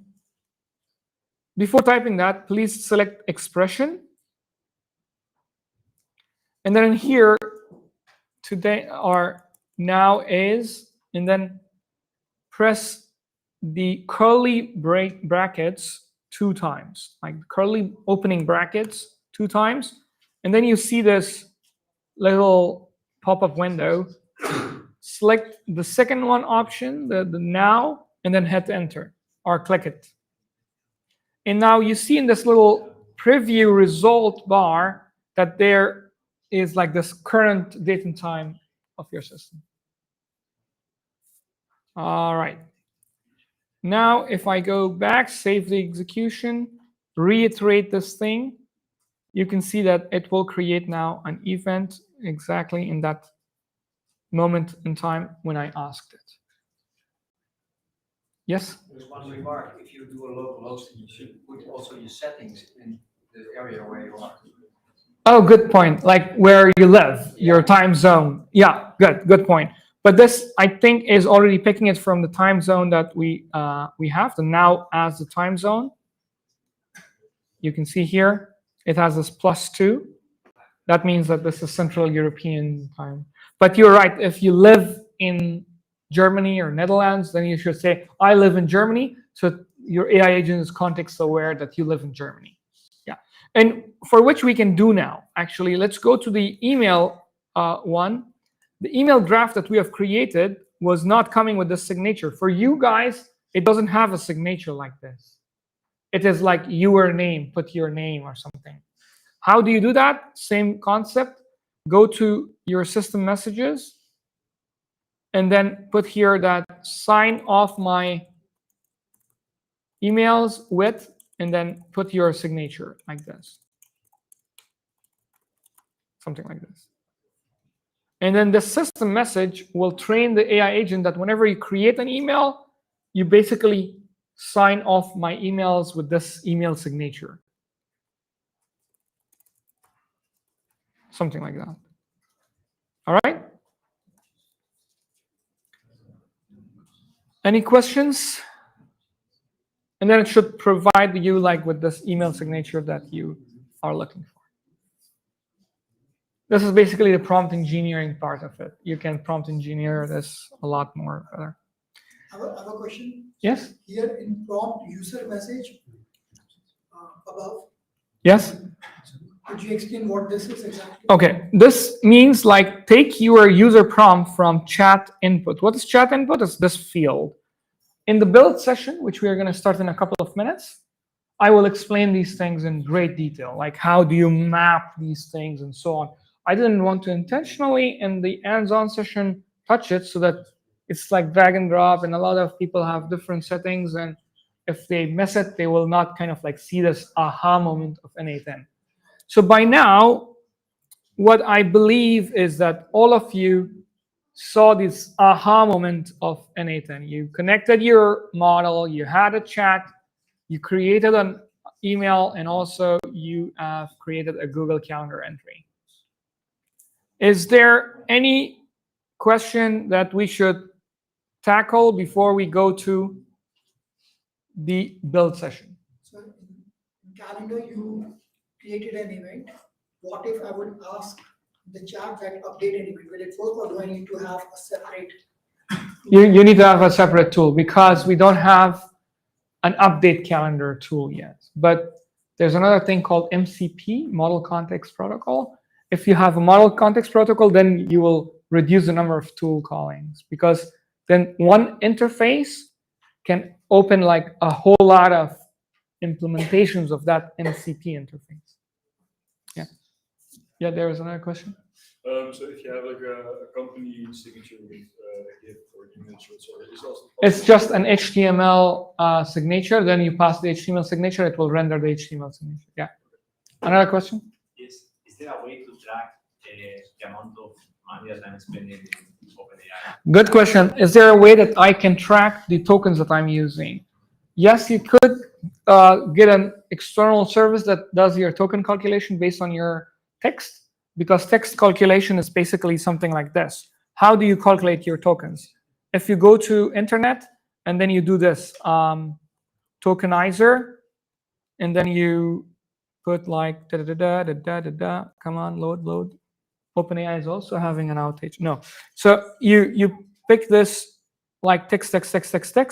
You can calculate the amount of tokens. So this tokenizer service, being from wherever, this service or from your own token calculator, you do an HTTP request, you calculate it, and then you come back. That's it. That's the whole concept. And then you can track it. You can log it. You can put it somewhere in a Supabase database or somewhere that you can read it back and then put it right there.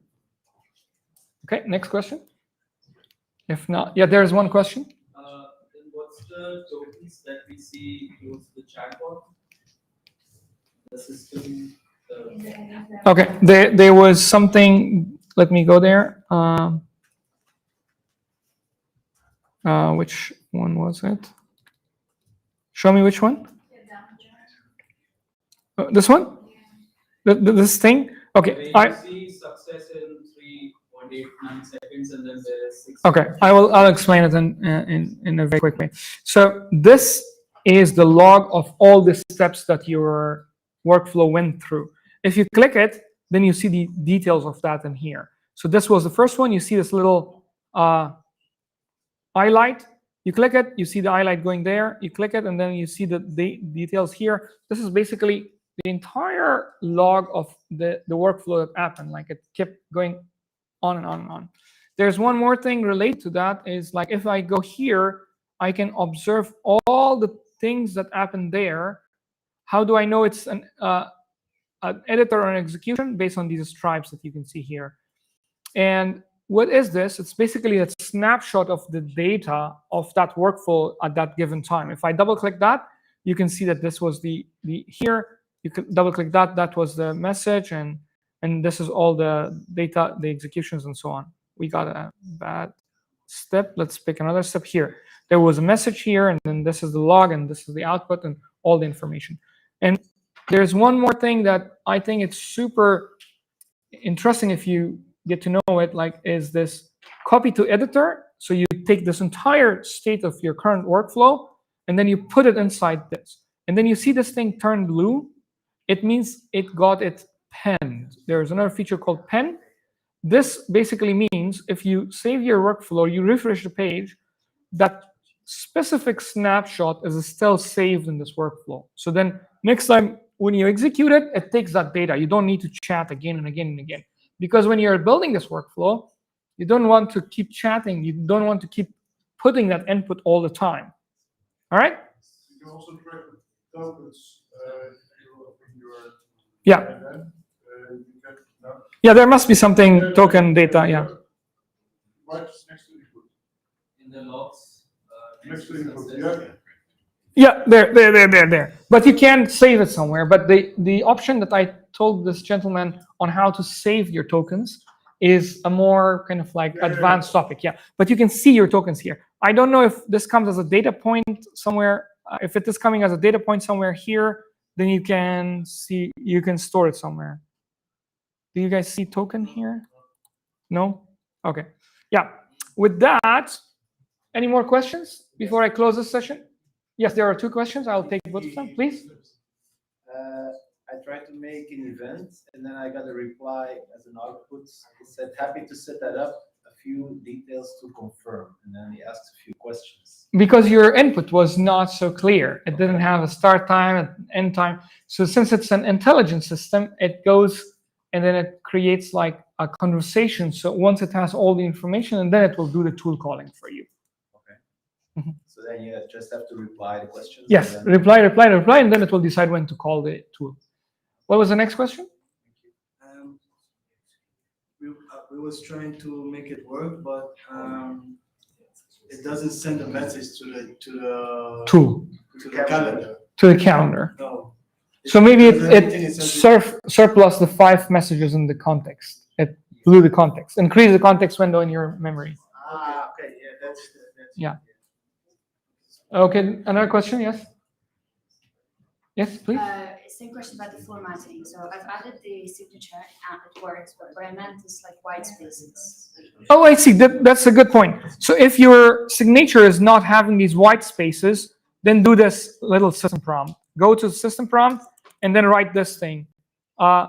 Please generate my emails as an HTML email so it looks tidy. Something like that. And then save it and then execute it, and it will generate an HTML email. An HTML email has these little /n and so on, and it's a line break. Otherwise, you see your entire email in one big chunk of text.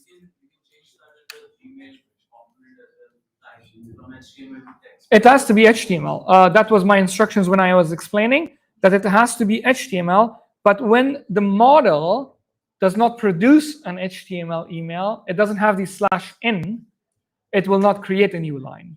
The model can hallucinate and underestimate and produce just a piece of text. And then in that case, you don't see your emails tidy. Okay, another question? Yes? Why do we have to ask the system or tell the system that we are now? Like oh, I see. Why do we have to? Got it. The question is like, why did we need to go and do this thing in here somewhere? It was in the, I think it was here we did, or we didn't save it. But we did something in here. We said today as, or now, what was it? Now is, and then we put these, we selected expression, we selected these 2 things, and then we put now. in order to tell the model that today is the date of today, because these models have a so-called cutoff date. They don't. But we're always now. So But it can happen that my agent, n8n is so configurable. n8n do not put something from itself. It lets the AI agent builder to teach what is this. So this, I know what you're saying. n8n could build a feature that puts this now under the hood. But since n8n is so configurable, that's the beauty of n8n. It's so, it's a kind of Swiss knife. You can do a lot of things with it. If it would put now under the hood, in some systems, I don't want it to be current time aware. In that case, then it would break. I understand, but if 99% of the time. It's a good now feature is request. You can now, add it, and then we will then think. why? Yeah. That could be default value. And Yeah. You can always change it. Yeah. But default could be. I don't know why it's not there. It's a huge code base, 1.1 million lines of code. So and how many product teams we have at n8n? I don't know, dozens. No. Like 5 or 6. 6 product teams. So you can imagine like 100+ engineers are working on this. So the fact that why is it not there is just a historical question. That why in the past 6-7 years. Your answer is right. Like it has to do with default use case. Yes. And probably we did not consider adding now something that everyone would likely want to have. Yeah. I come up with a couple of cases where it does not make sense. Yes.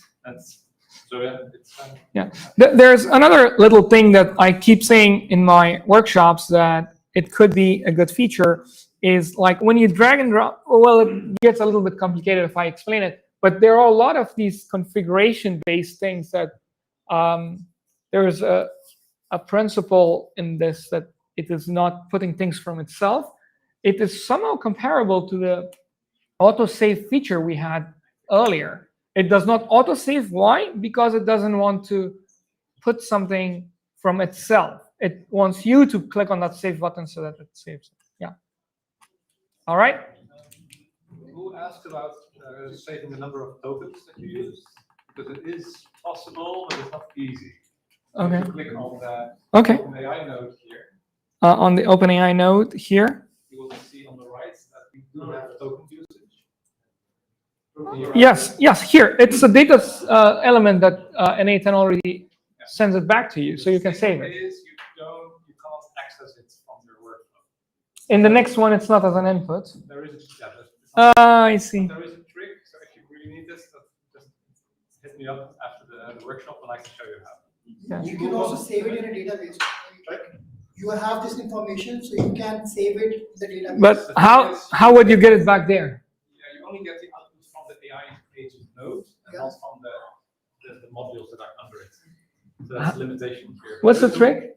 What's the trick in a few sentences? The trick is using the n8n API to get execution, and then you get all. I see. Then you get the context execution. Yeah, it's a little bit advanced. Yeah. That's a workaround. Okay. But it makes sense. We should be able to. Yeah. That's a good feature request. Yeah. What Okay. if the prompt you say return me the tokens and then you can save it in the database? That's a good point. Like you could like literally write here that you need to. When I get to the build session, we'll do this. Remember, and then ask me the same thing to do like right when we get here. Okay, in the output structure. Ask me to get the token, and then I will put a token field here, and we'll see if the n8n and we'll see if the model itself can calculate the tokens accurately. Okay. No more questions. Then let's close this session here. What we just saw was an extremely detailed hands-on approach to what we call n8n starter session.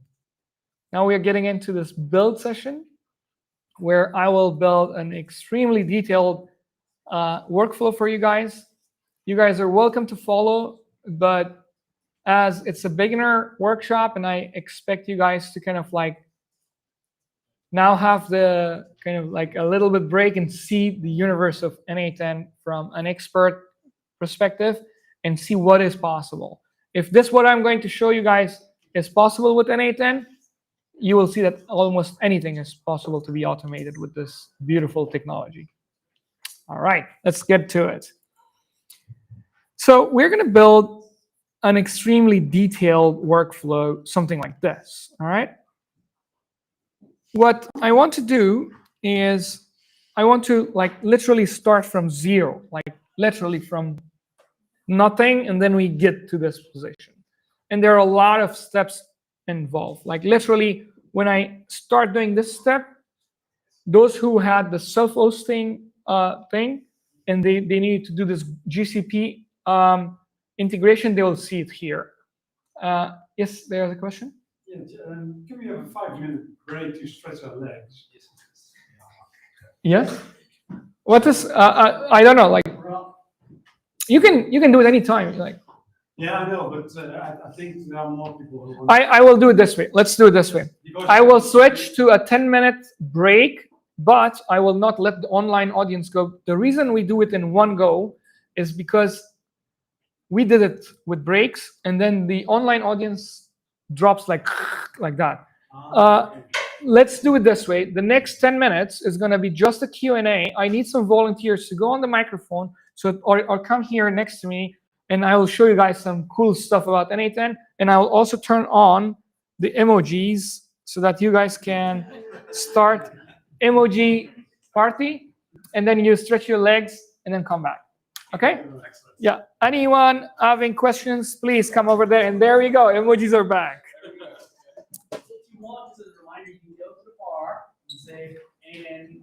And I will keep answering these questions that came. Ooh, there are a lot of questions.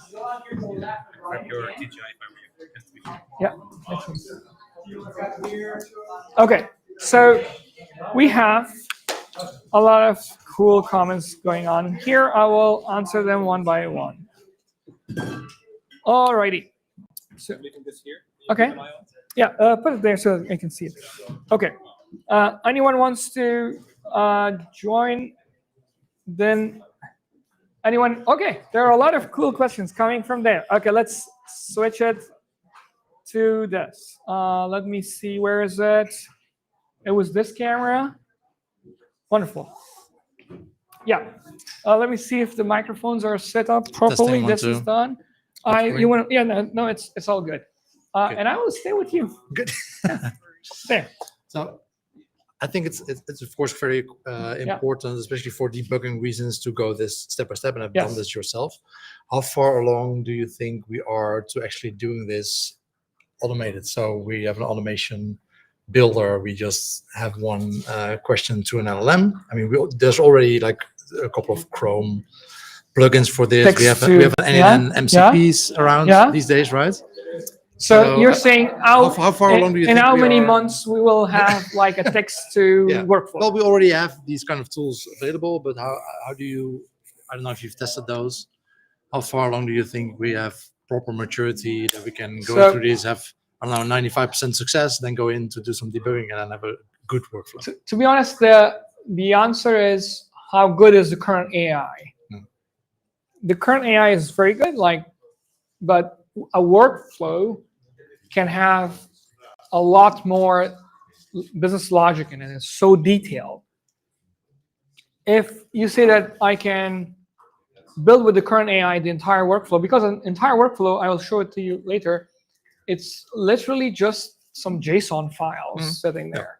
So that if Claude Code, this code editor or code completion model, can generate really complex web applications, why can it not generate nicely done JSON files for n8n workflow? It's just about time coming in. And right now that feature is being rolled out to 5% of the user base. That's text to workflow, and it's coming. It's just about time. And it will depend on how well we can feed the AI with all the different nodes and their settings and have it up to Exactly, date, right? because the amount of business logic there in a workflow, this was just an educational content, but in a real workflow, you have like a lot of nodes and a lot of data kind of like wired back and forth. If you don't do the right context engineering around this, then it's very, very hard to build a nicely done text to workflow. Therefore, it's taking like a little bit time for n8n natively putting it inside, but it's just about time. And also at the same time about the context window of LLMs when the context window starts getting bigger, which is now 1 million tokens for Gemini, for example, that means 3,500 pages of text. That means sucking a lot of code at once in the context, and then it can point and find out what is where, and then all these memory logics and everything can happen, and then that way it is much faster. Yeah, I can imagine it takes more of like a discussion with the LLM to get all the information from you, and then just like it's going to be hard to single prompt your way into a fully functioning workflow, right? So I'm working on a project that is basically vibe stage. Sorry, vibe stage. Vibe stage is this thing. I go with this prefix vibe. If you want, I can show you. Yeah, come here. Let me show you vibe stage. Let me switch the camera for our online viewers so that they can also follow us. I will put this camera a little. Yeah. I will share something, but you guys can stay here so that we can also show things in here to our online audience as well. So vibe stage is, or vibe, I call it vibe box. Let me bring it from here. I will be there in just a sec. I just did a LinkedIn post about it a couple of days ago, but I'll explain the concept and then I'll also show some stuff here. Yeah, I'm not bringing it. I will bring it once it's ready. I find it out exactly where it is. Here, I found it, and now I'm gonna bring it in this screen. So, I'm working on a project called Vibebox. For those of you who know what's Vibebox, sorry, what is Docker container? So it has basically a Docker container. It is a Docker container. It has right now I will say 3 AI agents, Cursor as well. But I'm kind of like thinking about throwing away Cursor from this box, and I'm not using it a lot.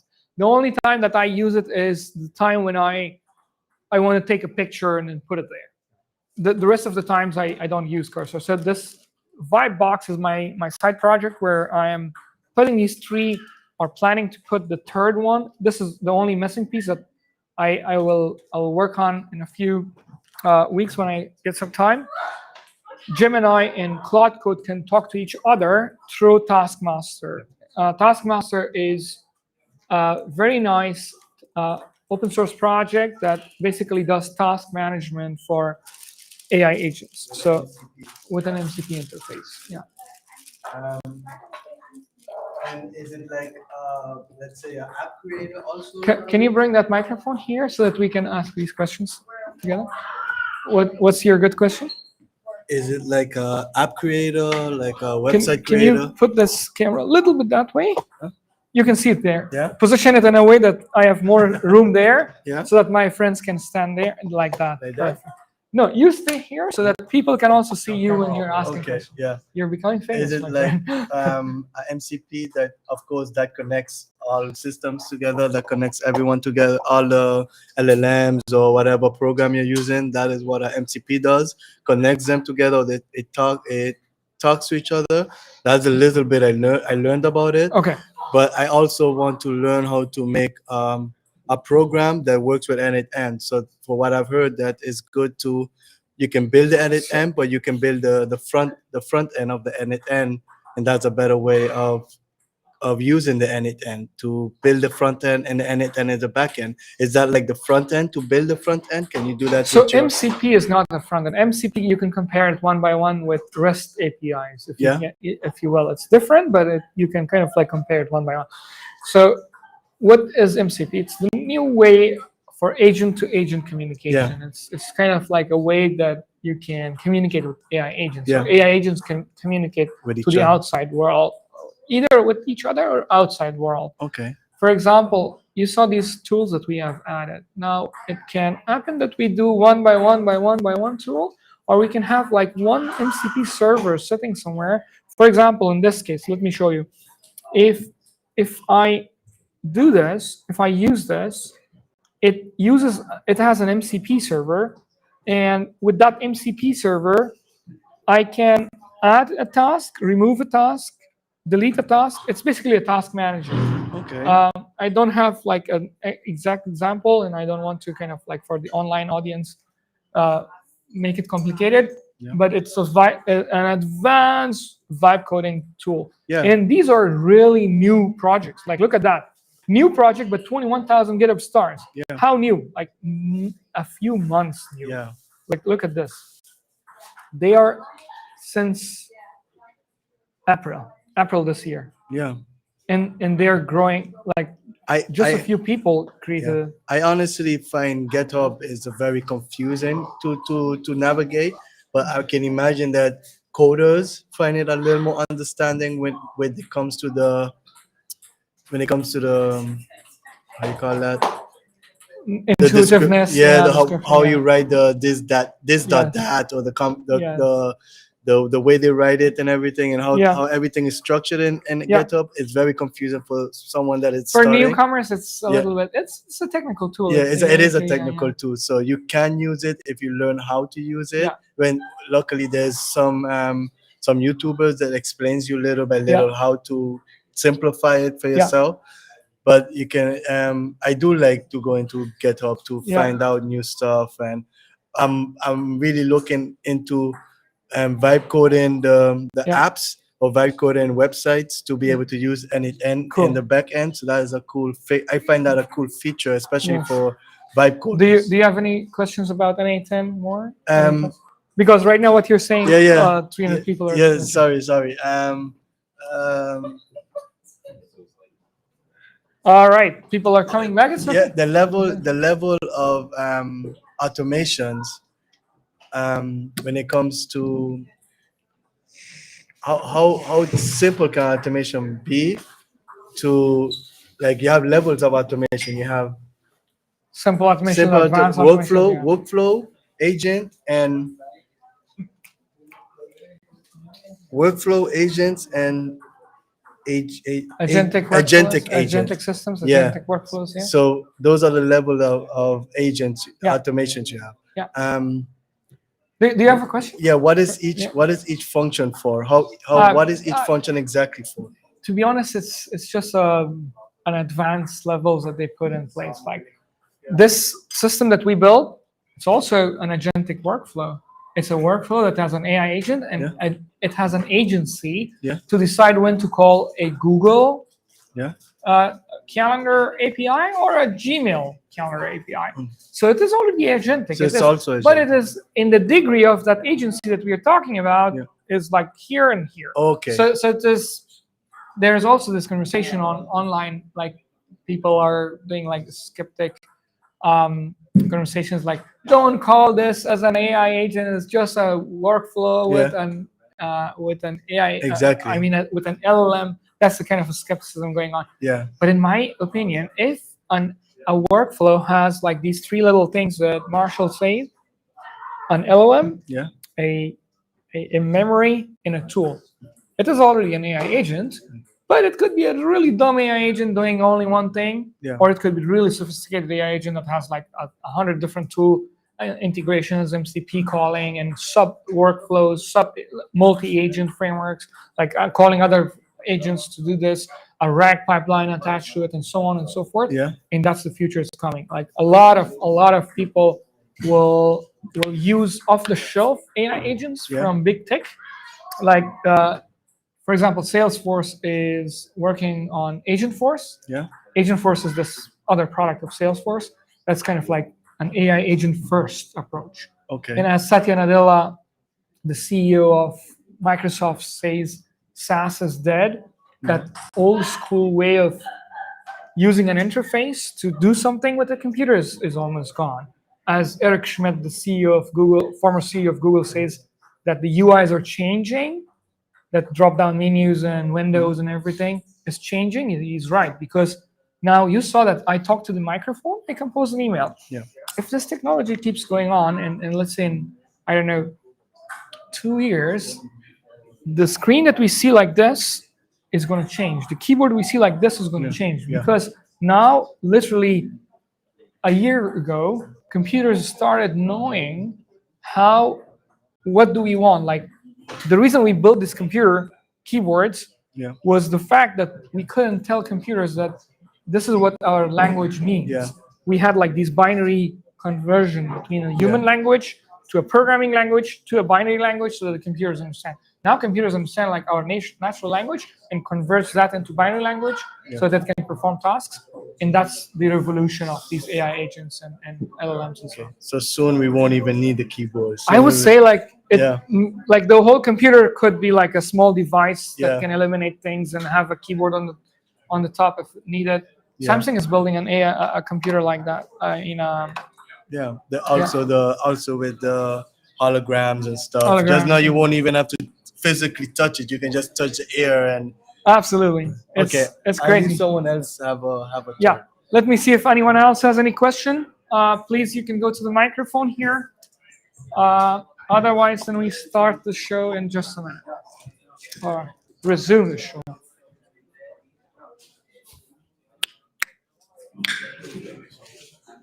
Okay.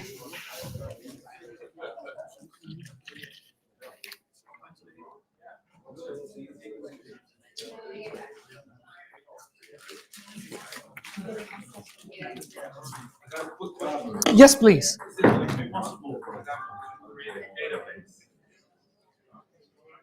Via n8n, like via star schema, and have a fact table, several dimension tables, and set it up via SQL query.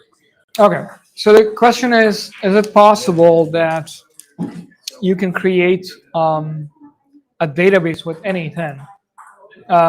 The answer is no. n8n is not creating databases, but you have a database on, let's say, Supabase. You can integrate Supabase with an interface, with an API, with a chat bot, with a voice AI agent, and then n8n basically glues these things together for you.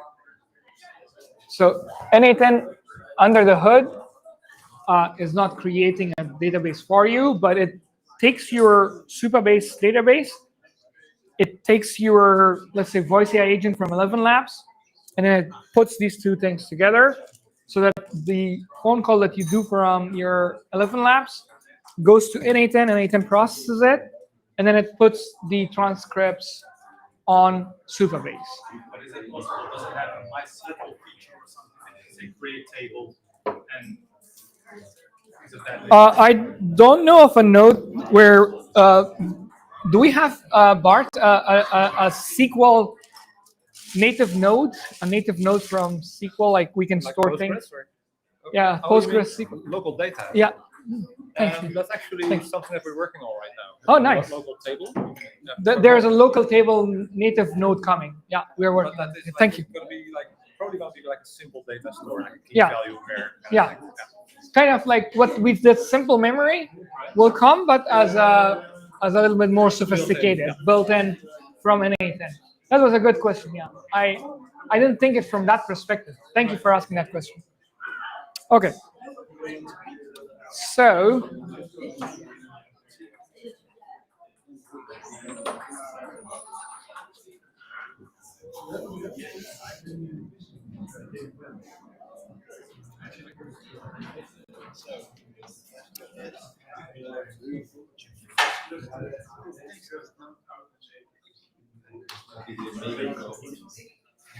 Don't worry. Okie dokie.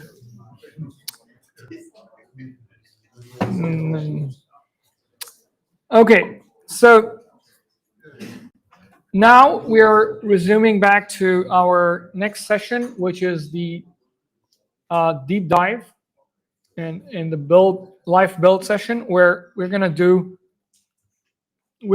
this detailed n8n workflow that we saw as a demo in the start of tonight's session. So what we're going to build is this Google integration. This is Google Drive, basically. I have a folder called Invoices. I'm going to scan a little receipt. It will be sent to this n8n workflow. Then we download it using HTTP request node. And then we'll send that so-called binary file. I'll explain every single thing in great detail to a company, a French-based company, one of the Europe's best companies, growing bigger and bigger. They have a very nice OCR, optical character recognition model, that extracts text from images. And then we'll use it and give that to this AI agent node, as you guys already have a hands-on experience on how these AI agent nodes could work. And then after that, we try to get this result coming from AI agent in a specific structure. That specific structure, we'll see the details of that in a minute, like the invoice number, the description, and so on. And then after that, we save that inside a Google Sheet. So in the process, you will get to know that the tools can be also added here, but also a tool can be added after the AI agent, so that AI agent can take that and put it somewhere else. So the tool can also be added inside the workflow.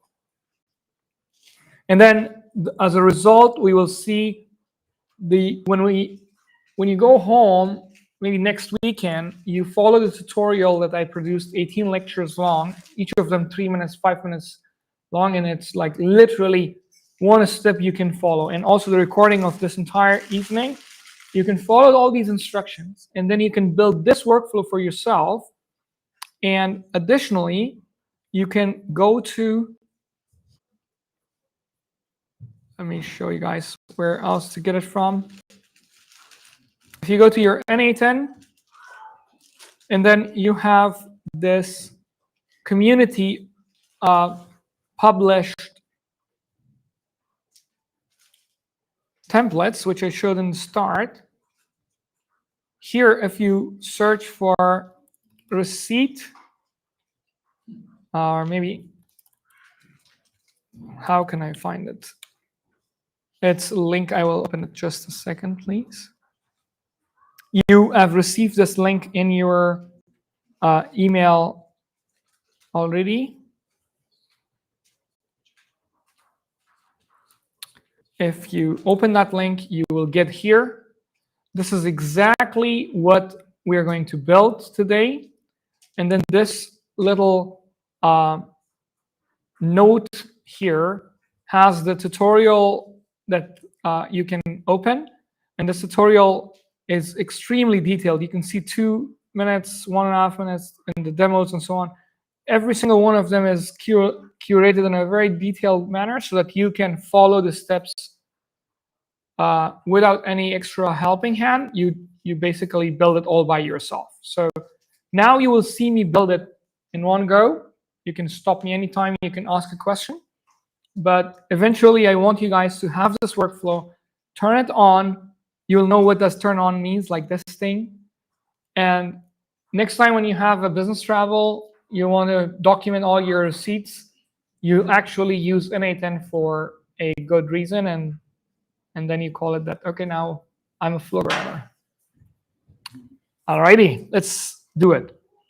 What I will do is I'll keep this workflow as it is. I'll go and create a very new one, like literally a clean slate, so I can build everything step by step with you guys. Okay? So the first thing that we are going to do is we're going to add a Google Drive node. A Google Drive node is a little bit different, a little bit complicated. Why? Because with a Google Drive node, you have to enable certain APIs. You have to do certain steps that you'll see in just a minute. So you click on this start step. The reason I'm going a little bit slower, how many more people we have online now? 200 people online. So I see also at least 20 people in the room having laptops open. If you want to follow me, you can follow me. Therefore, I'm intentionally going slow so that you guys can follow me. But there won't be this like rounds of stopping and then making sure that you guys are following. So it's kind of like getting, it's leaving the territory of the basics. It's getting into the advanced level But the intention of this current session is that I show you guys that what's possible with n8n. Although this is not complex, you can follow these steps by following the tutorials I showed you. But this is just kind of like an eye-opener that with n8n you can do a lot of cool things like this. Okay, so let's go and do this. The first thing is I'm going to go and add Google Drive. So you click on Google Drive, and then you click on changes to a specific file. That's not correct. A specific folder. And how do you know if it's a trigger? That little sign. If you open that, then you see a bunch of settings here. What's the first setting? It says like credentials to connect. I'm going to do it from scratch so that you guys can see what steps needs to be followed. So I will click on create new credential. And then you need these fields in order to connect your Google Drive with your n8n workflow. So I'll need this in just a minute, this so-called OAuth redirect URL. And once we did all these configurations, then I will come and explain what is happening behind the scenes. Meanwhile, if I create a little mind map, I will do this for you guys.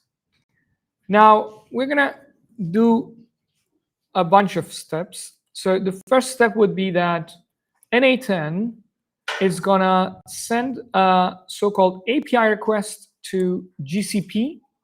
We're going to connect n8n and GCP. And then GCP has a lot. GCP stands for Google Cloud Platform. And then there's a specific one called Google Drive API. And we are going to connect Google Drive API through this GCP integration that we'll do. And then this, when the request goes here, it needs to know when to come back there. And that is when we need this URL. So this URL of OAuth redirect URL is needed so that when the call happens, it needs to know exactly when or where should I go next. After performing that task, what should I do next? That's why we need this one. Especially after this so-called authentication or authenticating your Google Drive to this particular workflow. And please ask me questions. We go with the questions exactly with the same format as before. You can ask me a question anytime. The question from online is which Google Drive option was selected when you chose this node? I will go back and answer that question. Which Google Drive was selected? So when I tried here, Google Drive, and I selected this on changes involving a specific folder. So you can trigger a Google Drive based on these two things. You can either put it on changes to a specific file. You keep watching a specific file. If the file changes, then it can do, or a specific folder. So I'm going to go with this specific folder. And now we need to create a new credential, or we need to create a new integration between n8n and Google Drive. In order to do that, in between, we are going to do a GCP integration. First, you connect to this Google Cloud Platform, which is like hundreds of services that is provided by Google. And then Google Drive sits underneath that, and then we'll connect to Google Drive. Okay. So now I'm going to need two pieces of information. One is called client ID. One is called client secret. I'll go to my, I will just need one more page here. GCP console. It's an address like this. If you Google it, you can find it. Otherwise, console.cloud.google.com. You go there. You make sure that you are logged in from the same username and password that you want this workflow to be connected to. So I'm gonna connect to this particular email that I am using in order to connect my Google Calendar. My Google Drive. And then I get here in an environment like this. This is basically the dashboard of Google Calendar, Google Cloud Platform. Okay, and you can see from here the username you are right now logged in from. And then in this drop down, you can see all the projects that you have created before and a project that you can create from this menu. So you need to click on New Project. And then after that, you provide a project name. I'm going to call it Google Drive Amsterdam. Just giving some prefixes or postfixes so that we can distinguish it from the other projects that I have created before, also having the same name. Now, I know there isn't one with Amsterdam, but you can name it however you can remember it. And then which organization, you keep those organizations, click on Create. Now it starts creating that particular project. You can see that my current project is something else. It's called G Drive Project. Either you click on this Select Project, or you change it from this dropdown. I'm going to click that dropdown. I now see this new project that I've created. I click on this Google Drive Amsterdam project. Now you can see that the project is selected, nothing else. The next step you do is you type here consent. You see an option here called OAuth consent screen. All right. You can see quite a few people following. I'm happy that you can follow. That's good. All right. So you get the consent screen, and then you click on Get Started. When you click on Get Started, you need to give your app a name. I'm going to give it Google Drive App. You provide an email address, select the email address that you have. Click on Next. Click on Internal. When you're ready to publish your app, you can do the external, but that's going to be a little bit advanced, and I don't want to stay here for another 5 hours. Otherwise, it would be cool to see how to publish that app. And then click on Next. And then here, type your email address, the one that you authenticated. And then click on Next. Choose I agree to Google services, and then click on Continue. And then finally, click on Create.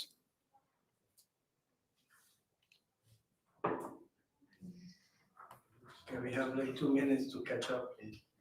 This is a build session. It's not a hands-on session. It's going in one go. Yeah. So once you have your, right now I have some issues with my OAuth configuration, but once you have it, then you should get a consent screen created like this, and then you go to Audience, and then you make sure that it is internal. And then go to Clients, and then click on Create Client. And then from here, it's important to select Web Application. And then after that, you give your web application a name, for example, Google Drive App. And then this is the moment when we need that piece of information, like the authorized redirect URIs. So this authorized auth redirect URI. Where did we see that? On this screen. So you click on copying that URL, and then come back here, click Add URI, paste it, and then click on Create.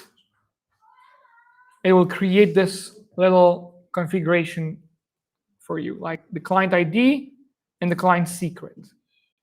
Copy the client ID, go here, paste it in client ID field, and then on client secret, click on this client secret. You have to keep it secret, but this is just educational content. I'm going to delete this right after the workshop, so it's okay.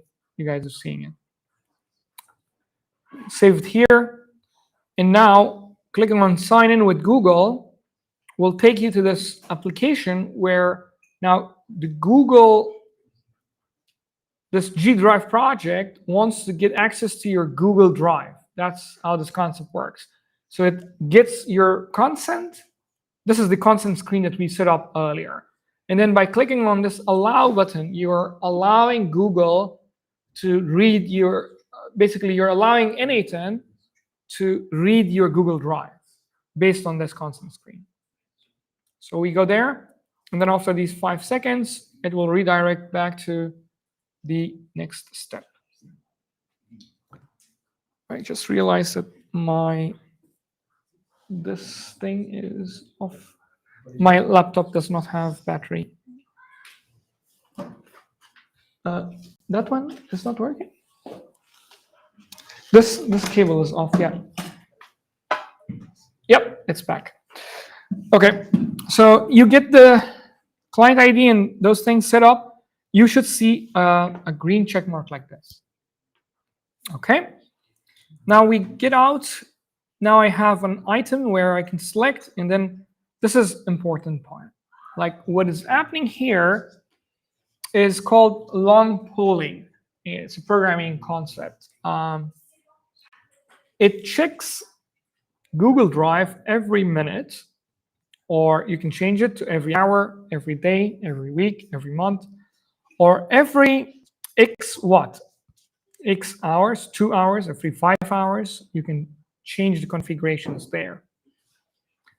Or you can also put a custom value here. What is a custom value?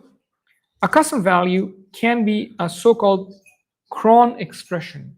What is a cron expression?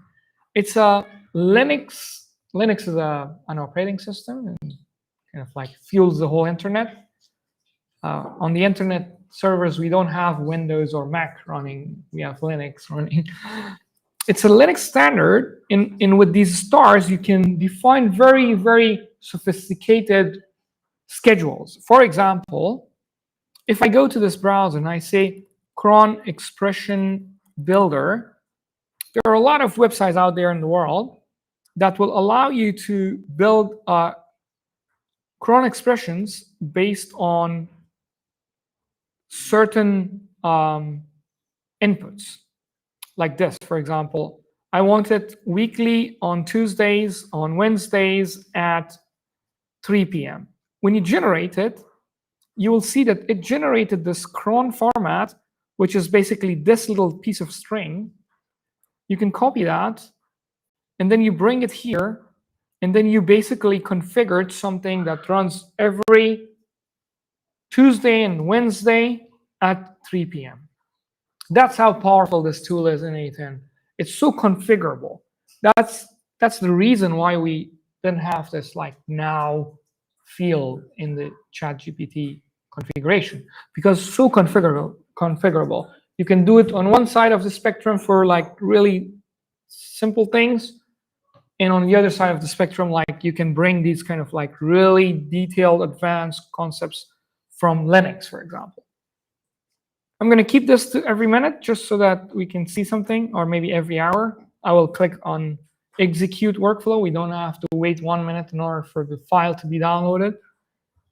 But that's how it works. So when you take a picture of, I'll come to the question. When you take a picture of your receipt, 1 hour later, it will show up in your Google Sheet. That's what it means. What's the question? Do you always have to do polling? There is no WebSocket mechanism where does it automatically? A WebSocket is not, the question is, do we always have to do long polling?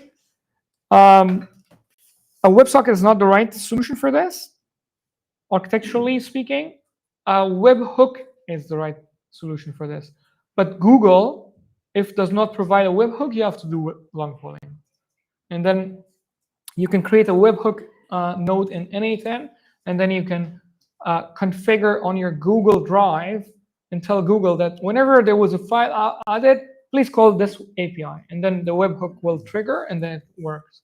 But Google do not, I think they do not provide webhooks for Google Drive. All right? It's not the n8n world, it's the Google world that needs to have a webhook configuration so that they can send a traffic to n8n workflows whenever a file was added. Okay. More questions? Then let's go. So I'm gonna do this every hour. Oh, there's a UI bug I found. Look, I'm saying every hour, and then it says minute. It's a small UI bug. It should say every 2 hours. It's a small UI bug. It's okay. It's a minute in the hour. It's just a minute in the hour. Yeah. No, it should say number of hours. Oh, I didn't save that workflow. Shoot. It's okay. I'll create it again so that you guys can. This is the beauty of n8n, that, well, it doesn't save it, but it's so simple, and then you can go back and then create it again.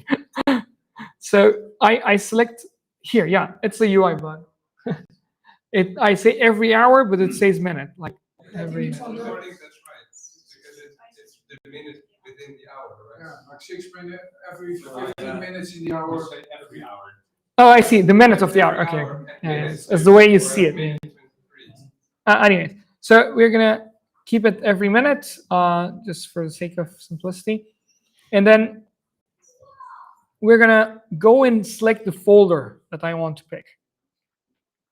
Which folder I want to pick? The invoices folder. It is called invoices. You can see here. Then you have to create it, if you never. You have to create a folder on your Google Drive in order to give access to that. But there's one small configuration you need to do here, is that on your Google GCP servers, you need to go here to Google Drive, not here, but not consent, but Google Drive, type Google Drive. Then you see this Google Drive API. You click on that. You remember? I said, like, we do the GCP configuration, and then we do the Google Drive configuration. And then you need to click on enable. This is not by default enabled. If you remember, I had this this project created, and in your case, it will say enable. There will be a button called enable. You click on that, and then you will see a list of all your folders. Otherwise, you will see a message, something like 403 forbidden, something like that. If you see that message, it's only that your Google API Drive is not enabled. Yes? How many times you have to do this? Pardon, what's the question? How many times you have to set this up? If you set it up one time. Once in the entire configuration of your instance. Once your instance get access to the Google Drive, then it is. It's not expired. Oh, good question. Okay, that's a different question. Yeah. Yeah. It has a TTL. It depends on your authentication configurations. Yeah. A time to live. So your authentication will expire, and then you have to go and authenticate it back. 60 days. But in the enterprise, it's different. Then you can put it on a vault, and then it can live longer. It has to do with the mode of your app. If it's in test, it will expire after 7 days. Yeah. If you put it in production, it should not. I mean, I have stuff running for years. Oh, nice. Because I'm running that issue all the time. It is probably because you're running it in an internal mode. You remember this, the consent? Yeah, you need to publish it. If you're not publishing it, then the policy, I didn't know this as well. Thank you for sharing. Like, if you're not publishing it, it's internal, it's testing, then the tokens expire after 60 days, or how many days is it? Chris, you were also talking about this tokens expiring authentic. I think it's just this thing. Like, if it's internal, you make it external, you publish it, then it's the policy of the Google Drive. One more question. If it expires, can you use the same name to generate the same one with the same token and the same secret? So it's a concept of web development called refresh token. Yeah. And access token, it's a little bit advanced. I don't want to explain it in detail, but yes, it's possible. You can create like this middleware that takes care of like creating new tokens and then send these new tokens to this. Basically, then you're not using the authentication Google Drive interface. You're creating like an HTTP interface to take care of all the Google Drive integrations for you. Okay. All right. Okay, so we have now this Google Drive. Now we have this thing. Now, I wanted to keep an eye on the folders, watch for folder file created. I just want to see if a new file was created. And then if I click on this, you can see that something came back. I just need to do one more thing in this other screen, and then I will come back.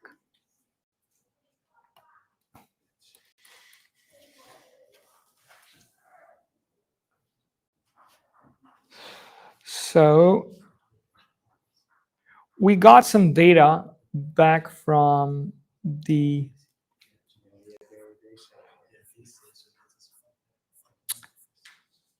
all right, here we go. So we got some output back coming from the configurations we did here. And if you observe this data, let's do that. You can resize this.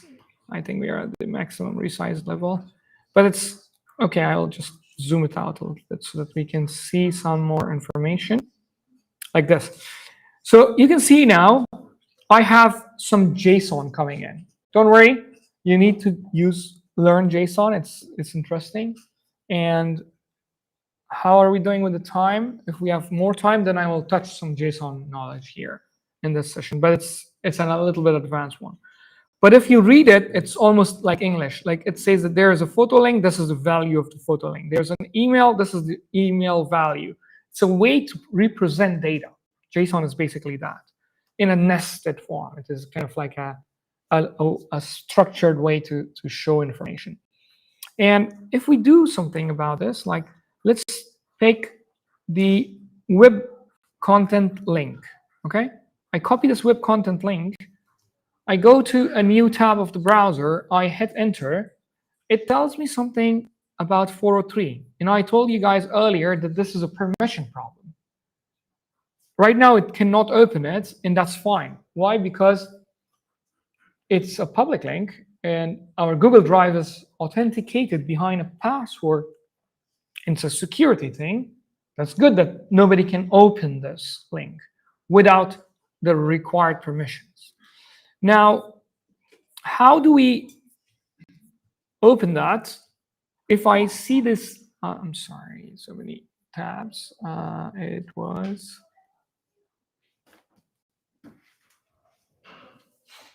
same one.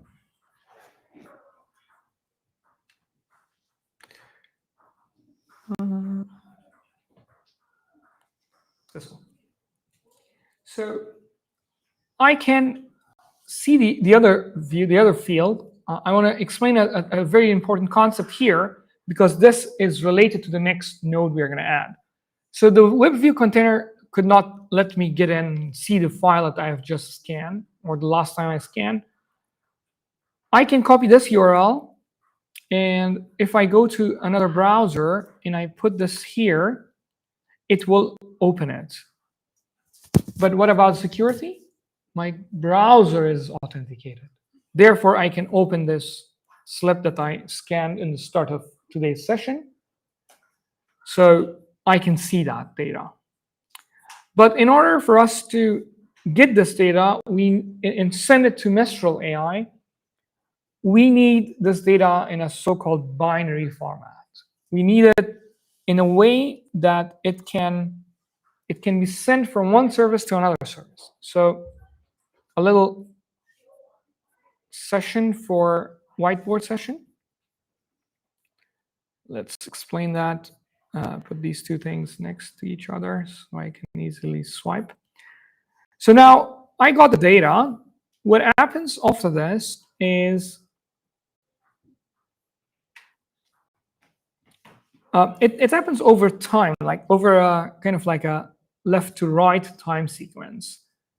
So in one time sequence, n8n went, the next one authentication happened, the next one Google Drive happened, and then in here, when it brings back data, it brings it back in a so-called binary format. In this binary format here will need to be sent to Mistral AI. So that's the important part in this workflow. And we already have that field called web content link that we can put in another field called HTTP request node. This is another very commonly used and very famous node. You can use that. Yes, go ahead. Is there a reason to use this HTTP request node instead of the drive download file node or whatever? There's something. And there's a With this dedicated file download drive. yeah, this one allows you to get the binary data so that the next API we're going to send to is called Mistral to Mistral here. You can do both of them, yeah. So now in this case, what we're doing is we're getting the data we got in here. Another node of n8n is receiving the data. So basically this data is downloaded as a binary file. So we're going to get this, and then the next node would be to send it to Mistral AI. So in order for us to do this kind of like a download and then send it back, we do this HTTP request. I'm going to bring some text from here so that I don't need to type. It's a GET request. There are multiple types of API requests. Don't worry, what's this? Just keep this GET. It's the programming concepts that developers can know. And this is just basically an address on Google servers. And we're sending something from our payload. What's our payload? This thing. And here, there's some piece of information that's called ID. We're sending that. And this is the moment when you will know that why do we need this authentication in the first place. Because now when we request Google Drive, the Google Drive long polling will pull a new file. We'll say that, okay, then there's a new file added. And then this trigger will only send me a URL, not the actual binary yet. I'm going to request back Google. I say that, can you give me the binary of this file, the entire PDF file? And this is the moment when I say that, hey, when you do that, please use this particular authentication that I'm going to give you. It's called predefined credential type. So the predefined credential type comes from the consent screen that I have given, like that authentication that I give. And then the credential type from here, it has a lot of credential types. And here you need to type Drive. You should see all the possible authentications that you can do with Google Drive. And the one that you are going to select is Google Drive OAuth 2 API. And then from here, you already have the authentication that you have given this previously. And then all these fields stays as it is. The response field has to be response. Sorry, the response field. From here, you select the response, just the same way as we did in Google Calendar. We selected summary and description, and here you're going to select response. And then from the response format, not auto-detect, but a file. A file can be of the type data, and this is how you download a binary data from your Google Drive. If now we click on execute step, if all the authentication, everything works, which I can see it worked, you can see that there is a file downloaded with this 576 kilobytes of data. And if I click on download, a binary file will be downloaded on my computer, which I can open it in just a minute. Yes? Is there a reason you're not using the download file operation on Google Drive nodes? You can do that. That was the same question there. Yeah, that you can do that. But I want to kind of like create this so many API calls going back and forth, so the content kind of like feels a little bit blasted, so that you can see the full potential, that you can send another API call, you can do this thing and nothing. So now we got the binary data in here. Yes? Is it only possible to use a binary file in the next node? Or can I also use it like in public nodes? Oh, good question. That's a very good question. Like, if I download this binary file in this node, and if I have another node here, can I use that binary file in this node? Yes, because the entire context is preserved, and all the nodes will have access to the previous node's data. Yes, that's the way the architecture of this n8n thing works. You could also save it in a database. You could also save it in a database.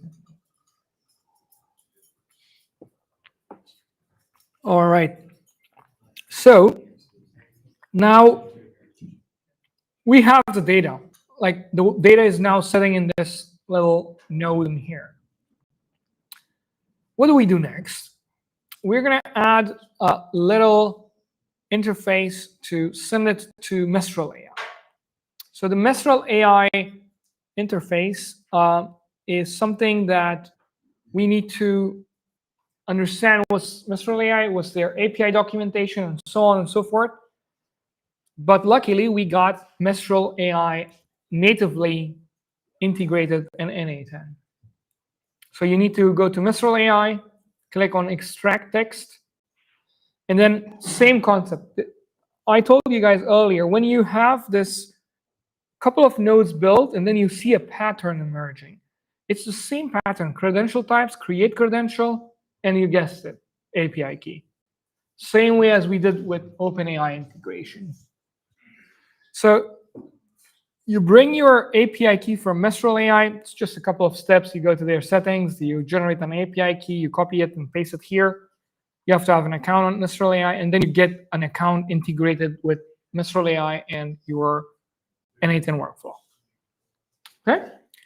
Now, the next step is document. You select document, not a custom API call. And then you select operation as extract text. And then the model would be Mistral OCR latest. They only have one model in the list. And then we are going to extract from a document because it's a PDF document. And then the input type is binary. Automatically, it is data field as it comes from here. So that's fine. Now, if I click on execute, right now what happens is that PDF file goes to Mistral AI servers. It is executed by Mistral AI, and then it brings us back this piece of text, which is exactly what is on this document, on this PDF document. But now, if you see, this text has all these little characters like /n, hash sign, and this is called a markdown. It's a special format. It's markdown. Or if you know HTML, it's kind of like HTML, but another standard. With this, you can put adding 1. This is basically adding 1. This is basically new line, and so on and so forth. And if you want to see how a markdown looks like, you can literally select this entire text. You go to online search for online markdown review, and you find these websites that allows you to do this. Paste it, and this is how it looks. Like, everything is like cluttered in one file. But if this /n was gone, you can see this is a heading. If these two /n's are gone, it's basically 2 lines, and so on and so forth. So that's how a markdown is interpreted when it is in the next node. All right. So we got the text now in this node. So quick recap. We integrated our Google Drive with those constant screen and all those client ID and so on. We downloaded the file as a binary. We give the file as a binary to Mistral AI extract. And then Mistral AI provided this text for us that we can do something with it. Now, what's the next step that we can do? We can basically take that. We already know from our previous workflow AI agents. So I can get that piece of text that I got from Mistral AI, give it to an AI agent, and then the AI agent can make sense of it and then give it back to me so I can put it inside my Google Sheet. So the next step is put an AI agent node. And then in here, I need to put a chat model as we saw it before. And from here, since it's kind of like a little bit advanced task I'm giving to ChatGPT, it makes sense that I give this task not to ChatGPT 4.1 mini. I'm going to give it to ChatGPT 5, the latest model, to make sure that it extracts the pieces of data in the right way. I have a question. Yes, please. You could also give the image directly, right, to ChatGPT. Oh yeah, that's also one possible way, that you just create one ChatGPT node. I'm not sure if we have an image upload field. We don't. Do we have an image upload field on Chat AI Agent node? It's not in the chat, it's a separate node. Yeah, an LLM call or something. Yeah, that's possible. Yeah. So I don't know exactly which node is it. So yeah, it's possible. If you chat GPT, since n8n has a lot of text, like a lot of help files and community and so on, ChatGPT already knows a lot about n8n documentation and so on.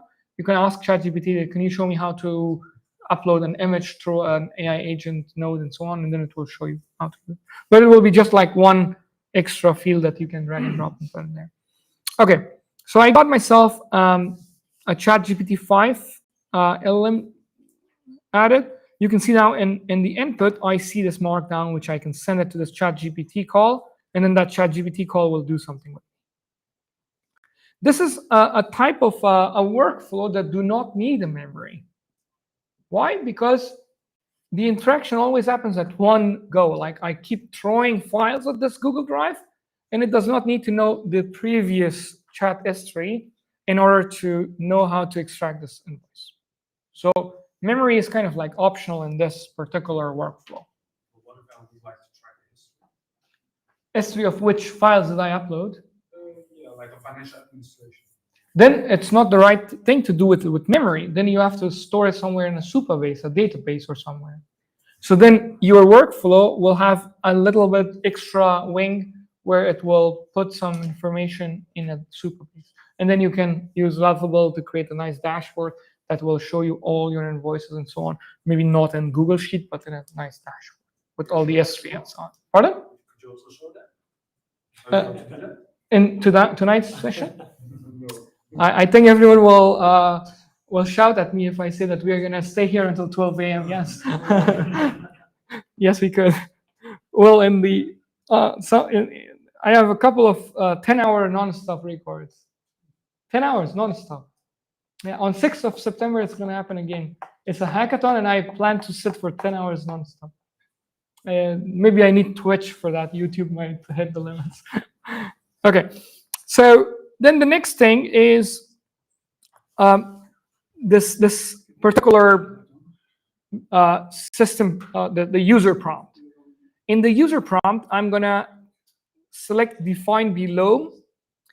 I will change it to expression.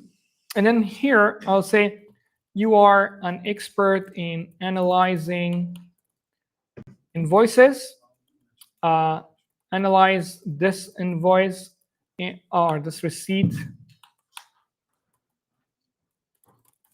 And extract the relevant information. And this is the moment when you know how to map these little fields together. If you remember, we clicked on this magical button when we were integrating our Google Calendar. And this time we are going to drag and drop it like this. You see? When you drag and drop this, basically you're mapping the output of this one to this one. And if you pay attention here, it's like a sort of a code that means something in this world of n8n. And later, when we see if time allows, that we can make a sense of what is this one line doing there. Okay, if I scroll down or click on this little arrow, I can see this thing in the maximum size. And then you can see that those /ns are translated here as one line, and so on and so forth. Oh, well, this is one line break, this is two line break, this is two line break, and so on. Therefore, there are like two /ns here there's one empty line here. So that means there are 2 times enter in other language. Alrighty, so we have now ourselves something, an API called going to ChatGPT with ChatGPT 5. If I click on execute step, you will see something coming back now. And this response is taking a little bit longer. Why? Because we changed the model to ChatGPT 5. Yes, please?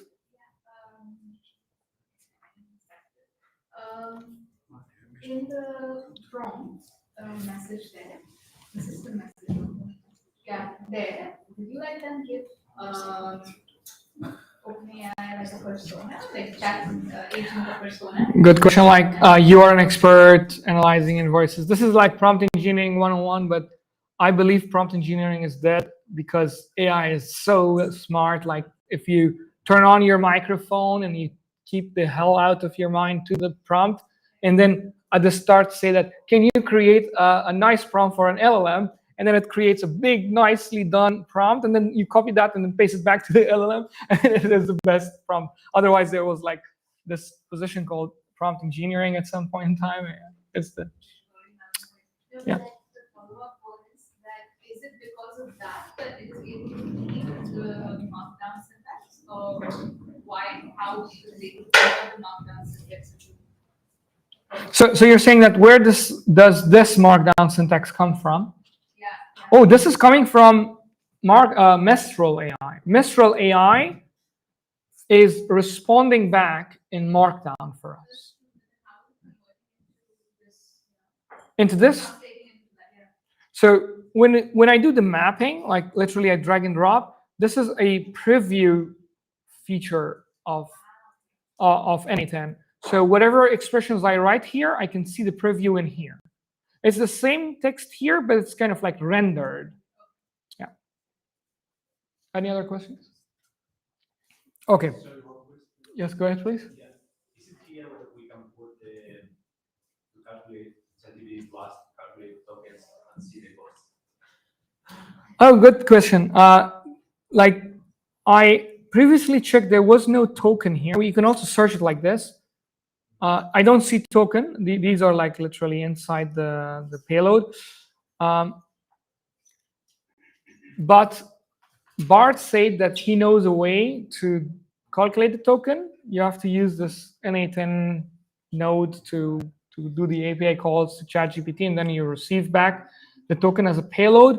But if you go in here, you do get the token as the payload. So here, total tokens, it shows you that 2,325 tokens were used.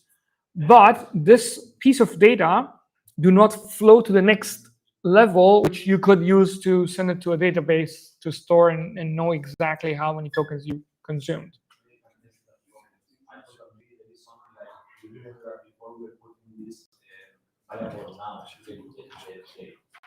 I was thinking if we could put also in the system. Oh, I see. Yeah, I actually mentioned someone. I asked you to remind me when we get there to see if the LLMs can send back us token. In my best guess is that it's going to send it. We'll put it. Good point. Like you reminded me, it was our plan to put the token calculator here. We're going to do that in just a minute. But my assumption is it's going to hallucinate. It will send us some data. But if we do a comparison with Tokenizer, the app that I showed from OpenAI, that you can calculate tokens, it's gonna not be the same one. But we will do it in just a minute. We'll do it once I put the structured output, okay? Please remind me like in 5 or 10 minutes. Usually it's very similar. It's not the exact same. It's similar. Similar, yeah. Have you done it before? Not on n8n, but on my Okay. Okay. Nice. So let's do that. Let's go here. Yes. Usually it's 0.0001 cent per request to be sitting right now. Yes, that's what it means. Exactly, like 2,300 tokens. A single request is 1 million tokens context window, let's say in Gemini. So yeah, if you do the cost calculation, it's really cheap. So cost is the last thing I will be worried about an AI agent, because an AI agent brings you a tenfold speed and accuracy in whatever you're doing, and in exchange for saving a human operated job's time. And usually humans get paid, at least in Germany, 13 euros per hour as a minimum legal wage. And it's pretty much like that across Europe and US, and it depends on where you're automating something. You're switching per hour of like 13 euros of a human brain with, I don't know, 0.0001 cents. Yeah, you're right. Okay. No questions? Then let's go. So now I got some output back from ChatGPT 5. And since it's ChatGPT 5, it's trying to be a little bit intelligent. It's throwing back to me a whole lot of content inside a JSON, but this is the wrong format.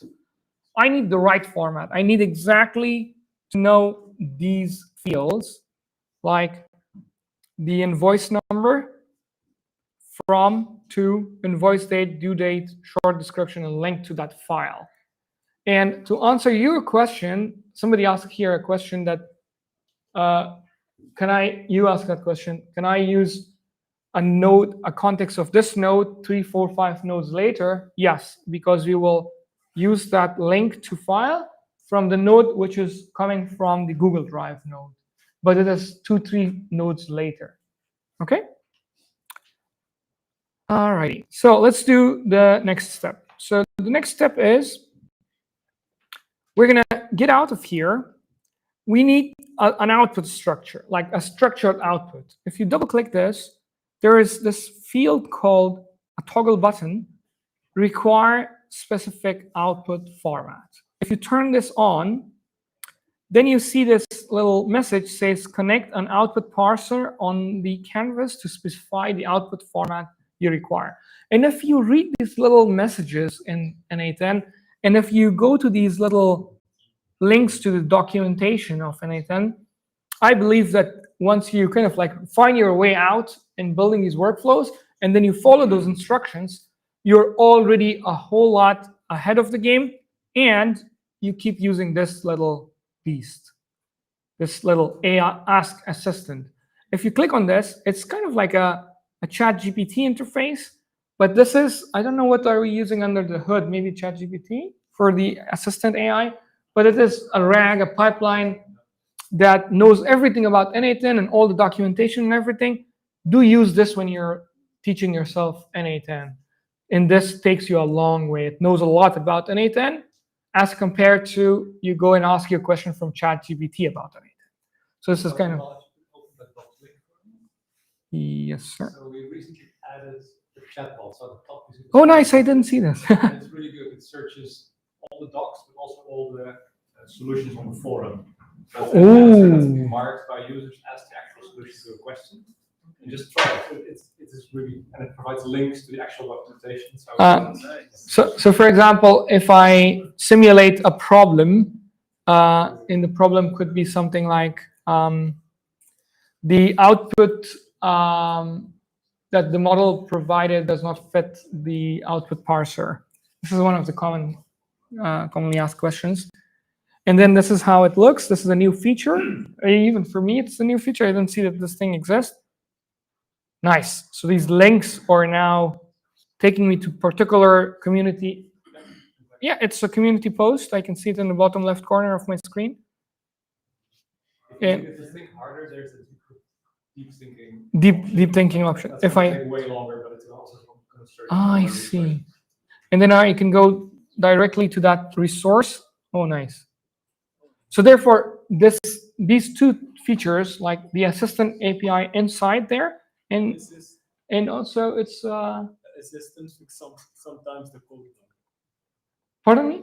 Yeah, in the code node, yes. When you're building code, then the assistant can be used a lot in the code node, yeah. Okay, nice. So let's go back to our workflow. I'm gonna now do the following things. I turn on this toggle button. I will go out. Now I see another leg to this AI agent. Our AI agent have 4 legs. So I'll click on output parser. There are a few options you have, but I need the structured output parser. In the structured output parser, we have 2 options: generate from JSON or define using JSON schema. The schema is kind of like a little bit advanced. Programmers know this. You can define what field should be a string, what field should be a number, what field should be a date, and so on and so forth. So basically, you give the metadata of that data that the LLM needs to extract from the given text. I'm going to go with the generate from JSON example. And I have on this other screen an example. I'll just copy it, bring it here, and paste it. But if I go maximize and I zoom in, you can see that it's just an example of a JSON, that it has an invoice number, INV123. It's just a fictitious number. From John Street, just some fictitious address, to field, invoice, date, due date, short description. All these fields that I need to send to my Google Sheets. So that's basically an example in JSON format. And therefore, I cannot insist more. Please do learn how to read and write JSON files. So just a quick time check. Chris, how much time do we have left? Minus 10 minutes. Okay. That's a very diplomatic way of shut up and start. We're done. Like literally 20 seconds more, and then we are done.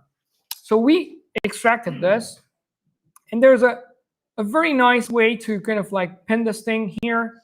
Click and execute workflow. The whole thing will execute without downloading a new file, and then it comes here, and then you can see now it goes inside this output parser structure. It's ChatGPT 5. It takes a little bit of time, so give it time.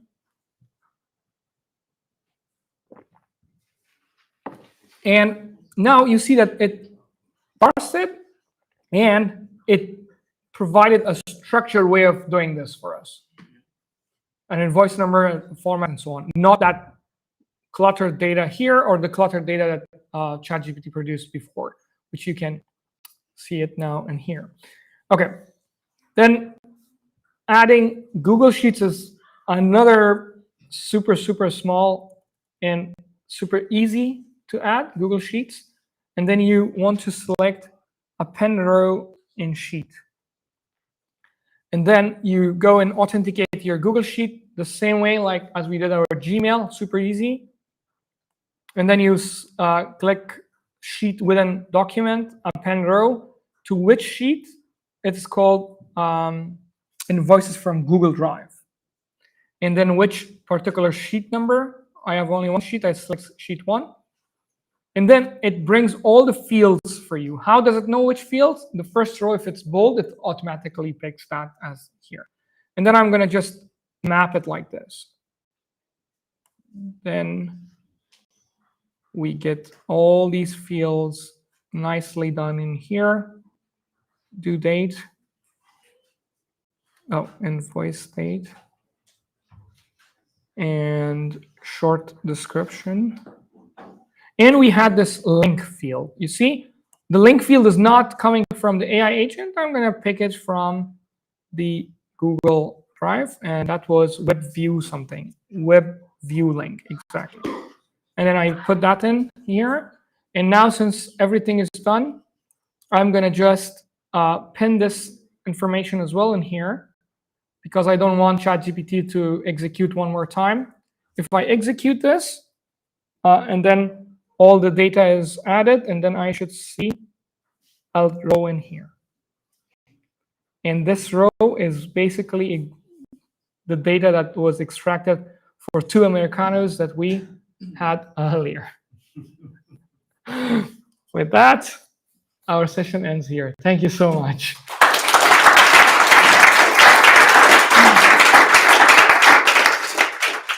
Thank you. Q&A, no Q&A. And that, please, to you. Q&A, there's just, many of you are going to stay. We'll treat you to some snacks and finger food and continue the drinks and whatever you like. So we can also move over there if you have more questions. I'll take some here. Please don't run away. Yeah. Thank you so much, everyone, for joining. It was really a pleasure. Before you guys run off. Yeah? Thank you. Thank you. Aemal, thank you. I don't know how you get the energy, but this is amazing. Thanks. Pretty good. Two things I wanted to mention. One, if you want to learn more about setting up the Google credentials, because it's a complicated process. Yes. We recently published a 5-minute video on the entire thing. Mhm. So it takes you through all the steps in a very structured manner, so Mhm. it might be useful. And also, we are hosting more community events. And actually, on September 25th, there's going to be a new community meetup here in Amsterdam as well, Yeah. which will be like not in a in a workshop format, but it's going to be people talking about their actual project that they built with n8n. And if you want to keep on track of these things, you can go to n8n.io/community/events, and there's Mhm. always an up-to-date Yeah. event calendar. And on that note, one more thing from my kind of like personal n8n ambassador side of activities that I do. If you go to Luma page, you'll see 2 events coming. One is on Saturday, a full day of n8n workshops. Like you guys already know those things that we are going to do, but we will automate something with LinkedIn. We'll scrape some information from LinkedIn with n8n. And on 6th of September, we'll have a hackathon in n8n. Those are not like basics, but it's advanced. Yeah. We'll add that to our calendar as well. Oh, It lovely. will all be in one place. That's lovely. Thank you. Thank you so much. Whew. Thanks, That was a nice sprint we did. Huh? Cool. Thank you so much. Thanks a lot. Hey, online folks, bye-bye. Don't use the